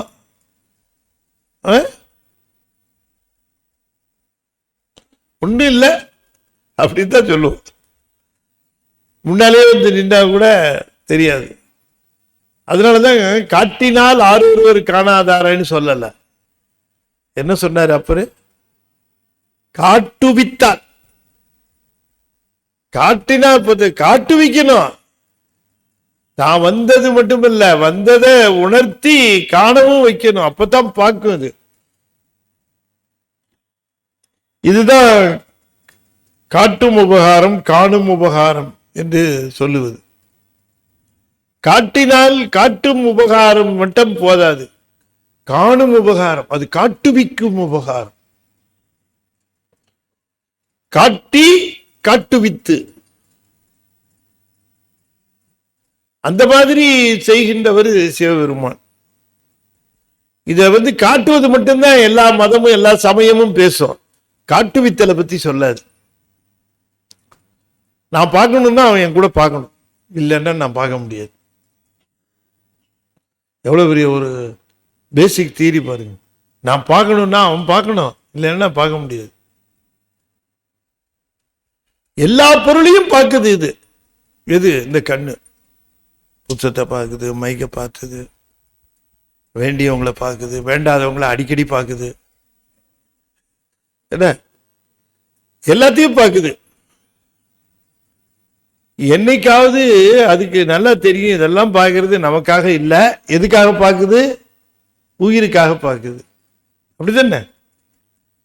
அதுக்கு பார்த்து என்ன ஆகப்படுது? உயிர் இதை பாரு அதை பாருன்றதுனால பார்க்குது. எனவே உயிருக்காக கண் பார்க்கிறது. கண் எல்லாவற்றையும் பார்க்கிறது. ஆனால் தாம் எதற்காக பார்க்கிறோமோ அதை பார்க்க முடியாது. அதை பார்க்கறது இல்லை. உயிரை பார்க்கும்போது அந்த கண்ணு உயிரை பார்ப்பது. அப்ப இந்த கண்ணானது காணுகின்ற பொருள்களை, சுட்டி அறியப்படுகின்ற பொருள்களை அது காணுகின்ற பொழுது சுட்டி அறிதல் மட்டுமல்ல, அதனை உடனிருந்து காணுகிற சிவமும் இருக்கிறது. அதான் அந்த உடனாக இருந்து அறிவித்தல். ஒன்றை நல்லதாக பார்க்க வேண்டும், ஒன்றை கெட்டதாக பார்க்க வேண்டும் என்று சொன்னால் அதை அப்படி பார்க்க வைக்கிறார். நல்லதை நல்லதா பார்க்க வைக்க மாட்டார். தீவினை இருக்குமானா கெட்டதை கெட்டதா நல்லதா பார்க்க வச்சிருவார். தீவினை இருக்குமானால். நல்வினை இருக்குமானால் தீவினை இது நெருங்காதேன்னு காட்டி கொடுத்துருவார். அதான் நல்வினை. கூடவே இருந்து அவர் உணர்த்துவார். அதுதான் இங்கே சொல்லுகிறார். காண்பரிய பேரொளியை, காண்பதற்கு ஒளிதான், ஆனாலும் கண்ணால பார்க்க முடியாத ஒளி. காண்பரிய பேரொளியே, ஆற்றின்ப வெள்ளமே,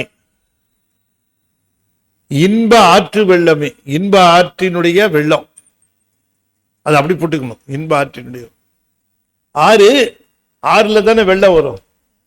இன்ப ஆறு.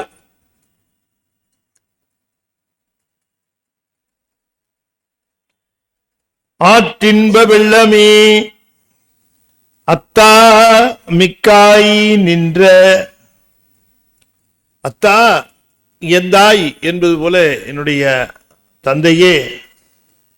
ஆற்றின்ப வெள்ளமே அத்தா மிக்காய் நின்ற தேற்றச் சுடர் தோற்றச் சுடர் ஒளியாய் சொல்லாத நுண்ணுணர்வும் மாற்றமாம் வையகத்தின் வெவ்வேறே வந்தறிவாம். தேற்றனே ரொம்ப கஷ்டம். எதோ வருது, நிறைய வருது, அது வருது இது வருது, அதுல இருந்து தேறி வருதுங்கிறது ரொம்ப கஷ்டம். வியாழக்கிழமை ஆனா போயிடணும் சாருங்களாம். ஏன்பா வியாழக்கிழமை நம்ம தட்சிணாமூர்த்தி குரு அப்படி இல்லை சார். நார்த் இந்தியாவிலேருந்து ஒருத்தர் வந்திருக்காரு. அவருக்கு ஸ்பெஷல் தரிசனம்.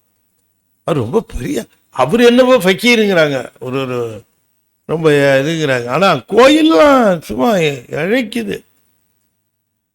ஆமாம், அங்கே போகிறதுக்கு ஃப்ளைட் டிக்கெட்டு, 5 ஸ்டார் ஹோட்டலில் தங்குறது, சாப்பாடு எல்லாம் ஏற்பாடு பண்ணி கூட்டிகிட்டு போயிட்டு காட்டு கொண்டு வந்து விடுறோம்.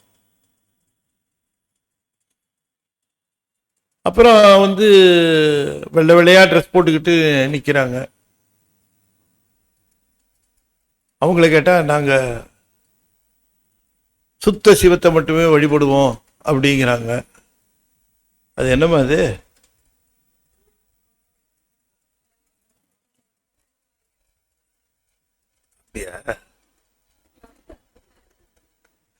உங்களுக்கு தெரியுதான்னு பார்த்தேன். எல்லாம் தெரிஞ்சு வச்சிருக்கிறீங்க, எல்லாம் தெரிஞ்சு. முதல்ல இருக்கிறதுக்கு பேரே சொல்லல, கரெக்டா சொல்றாங்க. அதுதானே சார் எல்லாம் எங்களுக்கு தெரியும் சார். இப்ப வெவ்வேறே வந்து அறிவாக வந்தாலும் அதுல தேற்றமாக சிவபெருமான் தான் முழுமுதற் பொருள் என்று தெரிய வேண்டுமே. மாற்றமாம் வையகத்தின், இந்த உலகத்தினுடைய மாற்றங்கள், வெவ்வேறு விதமான நிலைகள், வெவ்வேறு விதமான சமய தலைவர்கள், வெவ்வேறு விதமான மதங்கள், வெவ்வேறு விதமான கொள்கைகள் எத்தனையோ வந்து நிற்கிறது. வெவ்வேறே வந்து அறிவை தருகிறது. இது கொஞ்ச நாள் பார்க்கலாம், இது கொஞ்ச நாள் பார்க்கலாம், இந்த சங்கத்துல சேர்ந்துருவோம், அந்த சங்கத்துல சேர்ந்துருவோம், அதுல கொஞ்ச நாள் இருக்கலாம், இதுல கொஞ்ச நாள் இருக்கலாம், இதுல கொஞ்ச நாள் போவோம். மாற்றமாம் வையகத்தின் வெவ்வேறே வந்து அறிவாக சேர்கிறது. அது அப்படியே வெளியில வந்துட்டு வெளியிலே போனாலும் பரவாயில்ல, அறிவா வந்து சேர்ந்துடும். என்னென்னவோ சாமி, நிறைய சாமி எல்லாம் இருக்கு, என்னென்னவோ பேரெல்லாம் போட்டு சாமி பேரெல்லாம் போடுறோம், நிறைய சாமி. இவ்வளவு சாமிகளையும் தாண்டி சிவனை உள்ள நுழைஞ்சி சந்நிதியில பார்க்கறதுக்குள்ள நமக்கு போதும் போதும் ஆகி போயிடுது இல்லையா? அதனாலதான் வெவ்வேறே வந்த அறிவாம் தேற்றனே, அந்த அறிவில் தேற்றமாக இருக்கிறவனே, வெவ்வேறு விதமான அந்த ஆன்மீக அறிவானது வந்து இதுதான் கடவுள், இதுதான் கடவுள், இந்த கடவுள் 48 நாள் நீங்க வந்தா போதும், அப்புறம் நீங்களே வரமாட்டீங்க. 48 நாள் நாங்க உங்கள்கிட்ட என்னென்னலாம் வாங்கணுமோ வாங்கிடுவோம். ஆமா, நீங்க 7 நாள் வந்தால் போதும், நீங்க ஒரு மண்டலம் வந்தா போதும், ஏதோ சொல்லி இல்லை அதுக்கும் போய் பார்த்து அதுலயும் அதுக்கு தகுந்த மாதிரி ட்ரெஸ் எல்லாம் மாறிடும், அதுக்கு தகுந்த மாதிரி நடவடிக்கை மாறிடும். இப்படியெல்லாம் மாறி மாறி மாறி இந்த அறிவு அதை வாங்கிறது விடுறது, இப்படியே அறிவு மழுங்கி போய் கலங்கி போய் கிடக்கும்.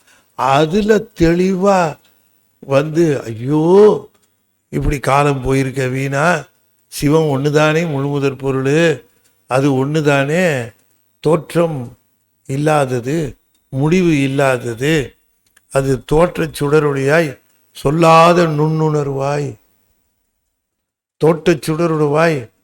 வடிவமெல்லாம் இருக்கும், தட்சிணாமூர்த்தி, நடராஜர் அப்படி வடிவம் இருக்கும், ஆனா அதனுடைய உண்மைன்னா சொல்லாத நுண்ணுணர்வு அதுல. அப்ப தோற்ற சுடரொளியாய் அபரஞானம், சொல்லாத நுண்ணுணர்வாய் பரஞானம். தோற்றாத அது சொல்லுகிற தோற்ற சுடரொளியாய் நூல் ஞானம், சொல்லாத நுண்ணுணர்வாய் அனுபவ ஞானம். சொல்லாதன்னாரு, சொல்லாத நுண்ணுணர்வாய். இன்னும் திருப்பி போட்டீங்கன்னா நுண்ணுணர்வாய் வருவான், சொல்லாத வெளியில சொல்லாத தோற்று சுடர் ஒளியாய். நம்ம புத்தகத்தில் படிக்கிறது, அதுல படிக்கிறது, இதுல படிக்கிறது, எல்லாத்திலையும் படிச்சுக்க, அதை வேணா சொல்லு. ஆனா நுண்ணுணர்வு வந்தா பகிர்ந்து கொள்ளாத, சொல்லாத நுண்ணுணர்வாய். அப்படித்தான் நிற்கும், சொல்லவும் தெரியாது, சொல்ல தெரியாது. ஆற்றின்ப வெள்ளமே அத்தாமிக்காய் நின்ற தோற்றச் சுடர் ஒளியாய் சொல்லாத உன்னுணர்வாய் மாற்றமாம் வையகத்தின் வெவ்வேறே வந்தறிவாம் தேற்றனே. எவ்வளவு தூரம் சுத்தி அடிச்சு வந்து கடைசியில எனக்கு தெரிஞ்ச பலரும் சொல்லுவாங்க, சார் நான் அங்க இருந்தேன் சார், கொஞ்ச நாள் இங்க இருந்தேன் சார், இப்பதான் சார் திருமுறைக்கே வந்திருக்கேன் சார் அப்படின்னு. ரொம்ப சந்தோஷம். ஆனா என்ன சார் படிக்க முடியல, கண் சரியா தெரியல அப்படின்னு. எப்போது சேர்ந்துருக்காங்க பார்த்தீங்களா? சரிப்பா யாரையா படிக்க சொல்லி கேளு அப்படின்னு. நிறைய சிடி இருக்கும், கேளு போட்டு. கமலவிநாத் சத்சங்கம், கமலவிநாத் சத்சங்கிற யூடியூப்ல எல்லாத்தையும் நோட் பண்ணி வச்சிருக்குது, போட்டு கேளு, எல்லாத்தையும் போட்டு கேளு. படிக்கணும்னு அவசியம் இல்லை, உட்கார்ந்து காது குளிர கேட்டுட்டு இருந்தாலே போதும். தேற்றனே அப்படி தேறிட்டேன்னு வச்சுக்கீங்க, அந்த சிவம் மட்டும் வழங்குவது தேற்ற தெளிவு. தெளிவுங்கிறதுல ஆனந்தம். அந்த ஆனந்தத்தை வழங்கக்கூடியவன் சிவபெருமான் ஒருவன் தான். அந்த ஆனந்தத்தை விட்டு இது தெரிந்து கொள்ளலாம், நான் தெளிந்தேன் என்று. தேற்றனே தேற்ற தெளிவே என் சிந்தனையுள் ஊற்றான உண்ணார் அமுதே. அது தேறிய பிறகு அமுதமாக ஊறுகிறது. அது அமுதமாக நினைப்புல நினைச்சாலே அமுதமா ஊறுகிறது. அதனால ஆனந்தம் கிட்டுது. தெளிவடைந்தவர்களுக்கு சிவமே முழுமுதற் பொருள் என்று தெளிந்தவர்களுக்கு அது சிந்தனையில் தேனூறி நிற்கும். அது வேற ஒன்றும் தனியா எக்ஸ்டர்னல் ட்ரிகரிங் எல்லாம் தேவையே இல்லை. தானாகவே அந்த சிந்தனையில தேனூறி நிற்கும். ஊற்றான உண்ணார் அமுதே உடையானே, என்னை உடையவனாக விளங்குகிறவனே. வேற்று விகார விடக்குடம்பின் உள்கிடப்ப. வேற்று விகார விடக்குடம்பின் உள்கிடப்ப. அது தெளிஞ்சிருச்சுன்னு வச்சுக்கங்களேன். சிவம் தெளிஞ்சிருச்சு, அந்த இன்பத்தை அனுபவிச்சோம்னா இது சுமையா இருக்கும். உடம்பு சுமையாக இருக்கும். அந்த சுகத்தை பார்த்ததுக்கு அப்புறம் இது சுமையா இருக்கும். பிரபஞ்ச சுமையை பார்த்துக்கிட்டு இருக்காம பிரபஞ்சத்தை சுகமா பார்த்தா உடம்பு சுகமா தெரியும். உடம்பு ஏன் சுகமா இருக்குன்னா பிரபஞ்சத்தை சுகமா நினைக்கிறோம், அதனால உடம்பு சுகம். ஆனா உண்மையே தெளிவினுடைய இன்பமாக இருக்கக்கூடிய சிவத்தை அனுபவித்து விட்டால் உடம்பு வேற்று உடம்பு, விகார உடம்பு, விடக்கு உடம்பு. வேற்று விகார விடக்கு உடம்புங்கிறத மூணா பிரிக்கணும். வேற்று உடம்பு, விகார உடம்பு, விடக்கு உடம்பு. வேற்று உடம்புன்னு சொன்னா அந்நியமானதுன்னு அர்த்தம். உயிருக்கு அது சித்து பொருள். சித்து பொருளாக இருக்கக்கூடிய உயிருக்கு சித்து பொருள்தான் உறவாக இருக்க முடியுமே தவிர அசித்து பொருளாக இருக்கக்கூடிய உடம்பு எப்படி உயிரா இருக்க முடியும், உறவா இருக்க முடியும்? இல்லைங்களா? நல்லா படிக்கிற பையனுக்கு ஃப்ரெண்டு யார் இருப்பா? என்னவா?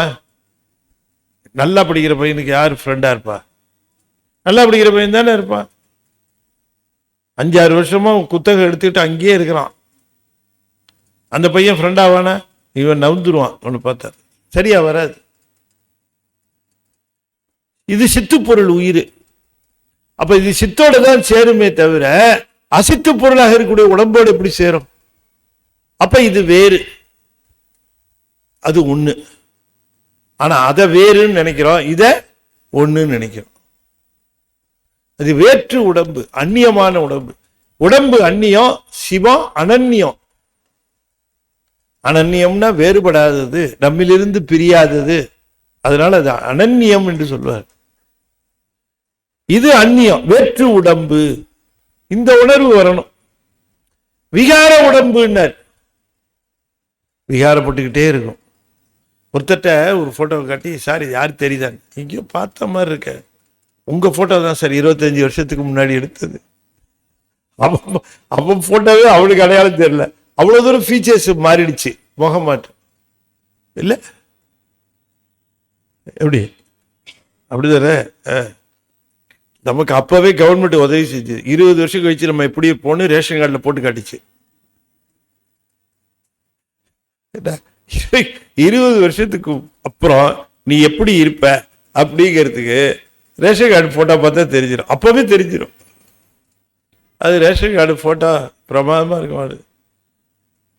அது விகார உடம்பு. அது வாரி அவர் சொல்லுவார், சார் அதுக்காக கேமராவை மாற்ற முடியும், உங்க மூஞ்சி அவ்வளவுதான் சார், இருக்கிறதால சார் வரும், கேமராவுக்கு என்ன வஞ்சனையா என்ன அப்படின்ட்டு.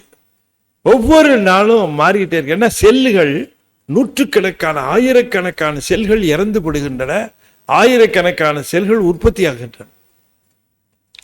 அதனால நம்ம முகம் மாறத்தான் செய்யும், ஃபீச்சர்ஸ் மாறத்தான் செய்யும். அப்படி வேற்று விகார உடம்புன்னாரு. விடக்கு உடம்பு, விடக்குன்னா தசை, விடக்கு உடம்பு அப்படின்னு சொன்னா, இந்த சில சமயம் லாரிலாம் வேகமா வருவானுங்க, அதுல பழங்களெல்லாம் ஏற்றிருப்பான், அதுல எழுதியிருப்பான் please leave way perishable goods அப்படின்னு எழுதியிருப்பான். சீக்கிரம் அழுகுகின்ற பொருள்களை உடைய லாரி வழி விடுங்கள் அப்படின்னு எழுதியிருப்பான். எதுல? லாரியில் எழுதியிருப்பான், வழி விடணும், சீக்கிரமா போகணும், இல்லாட்டி பழமெல்லாம் அழுகி போயிடும். உண்மையிலேயே அப்படி ஒரு போர்டு இங்கேயும் மாட்டணும், பெரிஷபிள் கூட்ஸ் நான் சுமந்து கொண்டு இருக்கிறேன். சீக்கிரம் அழுகின்ற பொருள் இந்த உடம்பு. ஏதாவது ஒரு சின்ன விஷயம் ராகா போச்சுன்னா டக்குன்னு அவ்வளவுதானே. அதான் விடக்கு உடம்புன்னாரு. என்ன உடம்பை பத்தி எவ்வளவு ஒரு வரியில, வேற்று விகார விடக்குடம்பின் உள் கிடப்ப, உள்ளே கிடக்கிற மாதிரி அவர் ஃபீல் பண்றார். நமக்கு அந்த உடம்புக்குள்ள நம்ம கிடக்கிற மாதிரி தோணுதா? நான் வேற என்னாது இருக்க, நீ வேற என்னாது இருக்க, இந்த உடம்பு நான் வேறடா இருக்கு தோணுது. நான் எல்லாம் ரெண்டு பேரும் ஒண்ணுன்னு தானே தோணுது, அந்நியம் இல்லையே. அவருக்கு அனன்யமா தோணுச்சு சிவம், இவரு அந்நியமா தோணுச்சு, அது சிவம் அனன்யமா தோணுச்சு. உடம்பு அந்நியமா தோணுதுனால உள்ளே கிடக்கிறேன்னாரு, பொட்டிக்குள்ள கிடக்கிறேன். நான் ரூமுக்குள்ள, என்ன ரூமுக்குள்ள போட்ட நான் என்ன சொல்லுவேன்? ரூமுக்குள்ள கிடக்கிறேன். அவரு மணிவாசகர் கேட்டார், நான் உடம்புக்குள்ளேயே கிடக்கிறேன். அது எங்க கிடந்தா என்ன உடம்பு, அது ரூம்ல கிடந்தா என்ன, அது தெருவில் கிடந்தா என்ன, நான் உடம்புக்குள்ள கிடக்கிறேனே அப்படிங்கிறார். வேற்று விகார விடக்குடம்பின் உள்கிடப்ப ஆற்றே நம்மையா அரணே ஓ என்று. இது யார் சொல்றாங்களா? பொய்கட்டு மெய்யானார், மெய்யானார் சொல்லுகிறார்கள். பொய் கெட்டு மெய்யானார். பொய்னா பொய் உணர்வு கெட்டு மெய்யுணர்வு மிக்கவர்கள் போற்றி புகழ்ந்திருந்து ஐயா அரணே ஓ என்று என்று போற்றி புகழ்ந்திருந்து பொய் கட்டு, பொய் உணர்வெல்லாம் போயிடுச்சு, மெய்யுணர்வு வந்துருச்சு. சிவபுராணத்தை ஓதி ஓதி 85வது வரி வந்தா பிறகு 86வது வரியில பொய் கட்டு மெய்யானார். அவர்களுக்கு என்ன பயன் கொடுப்பாராம்? மீட்டிங்கு வந்து வினைப்பிறவி சாராமே. மீண்டும் இங்க வரத்துக்கான வாய்ப்பை தரமாட்டார். மீட்டிங்கு வந்து வினைப்பிறவி சாராமே. பிறவி எதனால வருகிறது? வினையினால வருது. அதனால வினை பிறவினார். வினையினால பிறவி வரும். சில சமயம் அது வினை பிறவிங்கிறத பிறவின்னு சொன்னா போதாதா இல்லையா? பிறவினாலே வினை பிறவின்னு, வினைபிறவின்னு அதுதான். வாசனையா மல்லிகைப்பூ வாங்கிட்டு சொல்ற, மல்லிகைப்பூன்னா வாசனையா, அதான் பிறவி வந்துடும்னா வினை பிறவி தானே வரும். அது ஏன் வினை பிறவின்னு சொன்னார்னா, வினை இல்லாமலேயும் பிறப்பெடுத்து வருவார்கள். மணிவாசகர் போன்றவர்கள் எல்லாம், திருஞான சம்பந்தர் போன்றவர்கள் எல்லாம் வருவாங்க, அவங்களும் வருவாங்க. சாமி அனுப்பிச்சு வைப்பார். ஞான சம்பந்தருக்கெல்லாம் என்ன வினை இருந்தது? ஒன்றும் இல்லை. ஆகையினாலே சாமி எனக்கு ஏதாவது வினையை கொடுத்து பிறப்பு வேண்டாம். வினை பிறவி சாராமே கள்ளப்புல குரம்பை கட்டழிக்க வல்லானே. கள்ள புலன்கள் நிறைந்தது இந்த உடம்பு. கள்ள புலன்கள், கள்ள புலன்கள்னா அந்த புலன்கள் பாவம். அதுங்க என்ன பண்ணும்? கண் என்ன பண்ணும், காது என்ன பண்ணும்? அதை போய் கள்ளப்பய, கள்ள புலன், கல்லு. இவன் கள்ள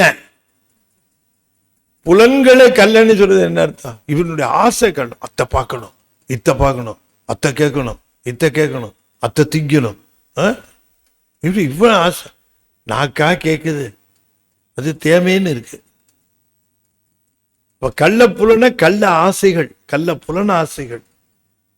ஒவ்வொரு புலனையும் கள்ள புலன்களினாலே அந்த ஆசைகளை நிரப்பிக் கொள்ளுகிறது. கள்ளப்புல குரம்பை ஆசைகளுக்கு இடமாக விளங்குகிற இந்த உடம்பு நம்முடைய அவாக்களை பூர்த்தி செய்வதற்காக அமைந்த இந்த உடம்பு கட்டழிக்க வல்லானே நள்ளிருளில் நட்டம் பயின்றாடும் நாதனே. தில்லையுள் கூத்தனே தென்பாண்டி நாட்டானே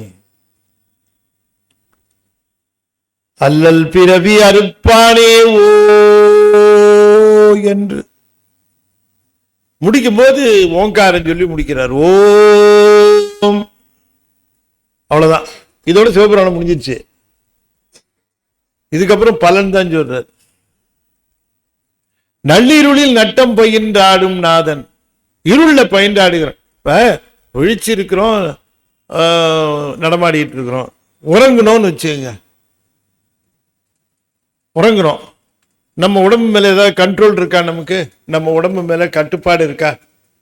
தூங்கிட்டு இருக்கிறோம். நம்ம வீட்டில் இருக்கிறவங்களே பாதாம் அல்வா எழுந்து சாப்பிட்டுட்டு இருக்கிறாங்க. நெய் வாசனை தூக்குது, தெரியுதா? தெரியும். நம்ம தூங்கிட்டோம்னு பார்த்து தான் சாப்பிட்றாங்க, அது வேற விஷயம். என்ன உடம்பு இருக்கு தெரியல. நம்ம தூங்கிட்டோம்னு நினைச்சு நிறைய நம்மளை பத்தி உண்மைகள்லாம் பேசுறாங்க. பொய் பேசுறாங்கன்னு சொல்ல முடியாது, உண்மைகளே தான் பேசுறாங்க. நமக்கு எப்படி இருக்கும்? நமக்கு தூங்கிட்டு இருந்தோம்னா காதிலே விழாது. தூங்கிட்டானா பாரு, அவன் அப்பயே தூங்கிட்டாங்க. இவன் எதுக்கு உள்ள சேர்த்த? எப்படி? அவன் இருக்கும்போது நீங்க வந்ததுல எங்களுக்கு எவ்வளவு மகிழ்ச்சி தெரியுமா? உங்க வரவை நாங்க பொன்னான வரவா கருதுறோம். நீங்க இங்க வந்தது எங்களுடைய பாக்கியமா கருதுறோம். அப்படிலாம் சொல்லிவிட்டு தூங்கின அப்புறம் இவனை எதுக்கு உள்ள விட்ட? காதுல விழாது, உறக்கம். நம்ம உடம்பு மேல நம்ம கண்ட்ரோல் இருக்கா? உறங்கிட்டா இல்ல. நம்ம உடம்பு பார்த்துக்கணும்னு தோணுதா? ஒரு தேள் ஏறி ஓடுது, ஒரு பாம்பு ஏறி இறங்குது, ஊன்னு இறங்கி பாம்புகிட்டே நம்மளை காப்பாத்திக்க தோணுதா? ஆனால் அப்படி இந்த உடம்பை நம்முடைய கட்டுப்பாட்டில் இருந்து இழந்திருக்கிற நாம் இந்த உடம்புக்குள்ள மூச்சு காற்றை எப்படி விடுகிறோம்? இதயத்தை எப்படி துடிக்கிறோம்? நாம தூங்குறோம்ட்டு இதயமும் சரி அவன் தான் தூங்குறானே, நம்ம கொஞ்சம் ரெஸ்ட் எடுப்போம் அப்படின்னுட்டு ஹார்ட் பீட் நின்று போச்சு. இல்லை என்ன வருது? இவன் என்ன தூங்கி முடிச்சிட்டு இருந்தானே, ஏதாவது வேலை செய்வான், பரவாயில்ல. இந்த தூங்குறானே, நம்ம கொஞ்சம் கிளம்பி ரெஸ்ட் எடுத்துக்குவோம் அப்படின்னா என்ன வருது? சொல்லி அனுப்பணுமா இல்லையா? எல்லாரும் சொந்தக்காரங்களுக்கெல்லாம் இல்ல. நம்ம 2:30 மணிக்கு அலாரம் வச்சு எழுந்திரிச்சு அடிக்குதா லேப்டாப், தூங்குற மாதிரி அது பாட்டுக்கு அடிக்குது. அடுத்த நாள் காலையில எழுந்திரிக்கிறோம், முழிப்பு வருது. அப்பதான் நம்ம உடம்பை பற்றிய பிரஜையா வருது அப்படின்னுட்டு. அப்ப ராத்திரி முழுக்க நம்ம உடம்பை காப்பாற்றி கொடுத்தது யார்? என்னங்க யோசனை பண்ணுங்க. இந்த இதய துடிப்பை துடிக்க வச்சது யார்? மூச்சு காத்தை போகும்படி செய்தது யார்? இந்த இதய துடிப்பை துடிக்க வச்சது, இந்த இடத்துல துடிக்க வச்சது யார்? இந்த இடத்துக்கு பேரு அநாகதம்னு பேரு. ஆகதம்னா அடித்தல், அநாகதம்னா அடிக்காமலேயே ஒலி எழுப்புதல்னு பேரு. இந்த இடத்துல யார் அடிக்கிறா? Lub dub lub dub lub dub lub dub அப்படின்னு அடிச்சுக்கிட்டே இருக்கு இல்லைங்களா? யாரு அடிக்காமலேயே ஒலி எழுப்புவது அநாகதம். இங்க ஒலி எழுப்பிக்கொண்டே இருக்கிறது. லப் டப் லப், ஒலி எழுப்பி சத்தம் வந்துகிட்டே இருக்கு. இங்க நின்றுச்சுன்னா வெளியில ஒலி எழுப்புவான், lub dub lub dub lub dub. இல்லையா? முடிஞ்சு போச்சு கதை. அப்ப இங்க நம்ம கோயில்கள்ல எல்லாம் இந்த இடம் தான் அநாகதம்னு சொல்லக்கூடிய நடராஜர் இருக்கக்கூடிய தலம். இந்த இடத்துல நடராஜர் இருப்பார், தெற்க பார்த்த மாதிரி. அவரை ஏன் அங்க வச்சிருக்கிறாங்கன்னா, கோயில்ல நான் முன்னே சொல்லியிருக்கிறேன், அடிக்கடி சொல்லியிருக்கிறேன், உங்களுடைய நினைவுக்காக சொல்லுகிறேன். இந்த புருவ மத்தி தான் கர்ப்ப கிரகம். இது மேல இருக்கிற விமானம் இதுதான் சிரசு. இந்த கர்ப்ப கிரகத்திலிருந்து இந்த இதயம் இருக்கிற இடத்த நீங்க அப்படி கிராஸ்ல போட்டீங்கன்னா அதுதான் திருக்கோயில்ல மூலவருக்கும் நடராஜர் இருக்கிற இடத்துக்கும் உள்ள தூரம். கோயில்ல நீங்க கண்ணாபினாலாம் வைக்க முடியாது, அதுக்கு மெஷர்மெண்ட் இருக்கு. இந்த புருவ மத்தியிலிருந்து இது என்ன ஆங்கிள் இருக்கு, இந்த இதயம் எவ்வளவு தூரம் இருக்கு, அதுக்கு ப்ரொபோர்ஷனேட்டா இருக்கும். கோயில் பெரிய கோயில்னா பெரிய நிறைய இடம், சின்ன கோயில்னா சின்னது. ஆனா இந்த இப்ப அதனுடைய மடங்காக இது இருக்கும். தொப்புல அதே மாதிரிதான். இந்த கொடிமரம் வச்சு பலிபீடம் வைக்கிற இடமெல்லாம் உந்தி கரெக்ட் பண்ணி வச்சிருப்பாங்க. இதெல்லாம் கோயில் ஆகமப்படி கட்டப்பட்ட கோயில்கள்ல இது ரூல்ஸ் எல்லாம். அப்ப இந்த இடத்துல யார் ஆடுறான்னு சொன்ன? இதே தாளத்துல நடராஜர் ஆடிக்கிட்டே இருக்கிறார். நாம தூங்குறோம், ஆனா அவரு நம்ம தூங்குறோம்னு என்ன இருளுக்கு போயிட்டோம், நமக்கு ஒன்றும் தெரியல. என்ன நடக்குது, ஏது நடக்குது, யாரு வரா, என்ன பேசுறா, என்ன சாப்பிட்றா, என்ன சொல்ற, ஒன்றும் தெரியல. நம்ம இருளுக்கு போயிட்டோம். ஆனால் அவரு ஆடிக்கிட்டே இருக்கிறார். நம்ம இருளுக்கு போயிட்டோம், அவர் ஆடிக்கிட்டே இருக்கிறார். நம்ம இருள்ல இருக்கிறோம். நள்ளிருளில் நட்டம் பயின்றாடும் நாதனேனர். அந்த நடனத்தை செய்து கொண்டே இருக்கிறார். ராத்திரி ஃபுல்லா ஆடுறார். காலையே எழுந்திரிச்ச உடனே, இந்தாப்பா உடம்பு, இன்னைக்கு என்னென்ன அக்கிரமெல்லாம் பண்ண முடியுமோ அதெல்லாம் பண்ணுப்பா அப்படின்ட்டு உடம்ப கொடுக்கிறார். நள்ளிருளில் நட்டம் பயின்றாடும் நாதனே, தில்லையுள் கூத்தனே, தென்பாண்டி நாட்டானே. தில்லை கூத்தன் சூரியனை அடிப்படையாக கொண்டது, தென்பாண்டி நாட்டான் சந்திரனை அடிப்படையாக கொண்டது. பாண்டிய அரசர்கள்லாம் சந்திரனை, அங்க திருவிளையாடல், அங்கு புரிவது விளையாடல், இங்கு புரிவது கூத்து. இங்க சிதம்பரத்துல கூத்து, அது திருவிளையாடல். அது சகசிரார பெருவழியை குறிக்குது. தென்பாண்டி நாடு இந்த இடத்தை குறிக்குது. அது அதனால வெள்ளி அம்பலம் இங்கதான் இருக்கு. வெள்ளி சந்திரனுடைய ஒளி கிரணங்கள் வெள்ளி. ஆகையினாலே அதை சொல்லுவார். தில்லையுள் கூத்தனே, பெருமானே 5 தொழில்களை செய்து எங்களை இங்கே ஏற்றி விடுங்கள். ஆனந்த எல்லையை குறிக்கிறது இது. அந்த ஆனந்த எல்லைக்கு தென்பாண்டி நாட்டானாக, அந்த ஆனந்தத்திற்கு அழைத்து செல்லுகிறவனாக விளங்குகிறான். அல்லல் பிறவி அறுப்பானே ஓ, இதுதான் நிறைவு. பிறவியை என்ன பிறவின்னு சொன்னார்? அல்லல் பிறவின்னார். எந்த பிறவியா இருந்தாலும் அல்லல் தான். அல்லல் பிறவி அறுப்பானே ஓ என்று. ஓ என்பது ஓலம்னு சொல்லுவாங்க, ஆனா ஓ என்பது பிரணவம். பிரணவத்தோட முடிக்கிறார். ஓ, அவ்வளவுதான், முடிஞ்சிருச்சு. என்று சொல்லற்கு அறியானை. நான் இப்ப 91 வரி சொல்லிவிட்டேன், அதனால அவரை பத்தி நிறைய சொல்லிட்டேன்னு நினைச்சிடாதீங்க. அவரை பத்தி சொல்றதுக்கு ஒண்ணும் இல்லை, நம்மால சொல்ல முடியாது. சொல்லுவதற்கு அரியவன். இவ்வளத்தையும் சொல்லிட்டு கடைசியில் சொல்லற்கு அறியானேன்னார். நான் அவரை பற்றி என்ன சொல்லுவது? சொல்லுவதற்கு என்னிடம் அந்த திறம் இருக்கிறதா? பொல்லா வினையேன் புகழுமாறு ஒன்று அறியேன். ஆகையினாலே சொல்லற்கு அறியானே சொல்லி, அதனாலதான் சார் நாங்க சொல்லாம இருக்கிறோம் அப்படின்னு சொல்லிடாத. சொல்லி, சொல்லற்கு அறியான்னு உடனே நீ இல்லைன்னு நினைச்சிடாத. சொல்லி திருவடிக்கு சொல்லிய பாட்டின். இது இந்த பாட்டை சொல்லுகிற பொழுது சிந்த மகிழ சிவபுராணம் தன்னை சொன்னேன். இது சிவபெருமானுடைய திருவடியின் கீழ் இருந்து சொன்னது சிவபுராணம். ஏன் இதுக்கு இவ்வளவு பெருமை? இது திருவடியின் கீழ் இருந்து சொன்ன புராணம். சொல்லி திருவடிக்கு சொல்லிய பாட்டின் பொருள் உணர்ந்து சொல்லுவார். இதுதான் நம்ம தொடங்கும் போது இதுக்கு பொருள் பார்த்தோம், விவரமா பார்த்தோம். ஏன்னா நிறைவு செய்கிற பொழுது வேக வேகமா போயிடுவோங்கிறதுனால அதை முதலே எடுத்து அந்த பொருளை சொல்லிவிட்டேன். ஏன்னா நிறைவு செய்கிற பொழுது அது விரைந்து போய்விடக்கூடாது. சொல்லிய பாட்டின் பொருள் உணர்ந்து செல்வார் சொல்லுவார் செல்வர் சிவபுரத்தின் உள்ளார்.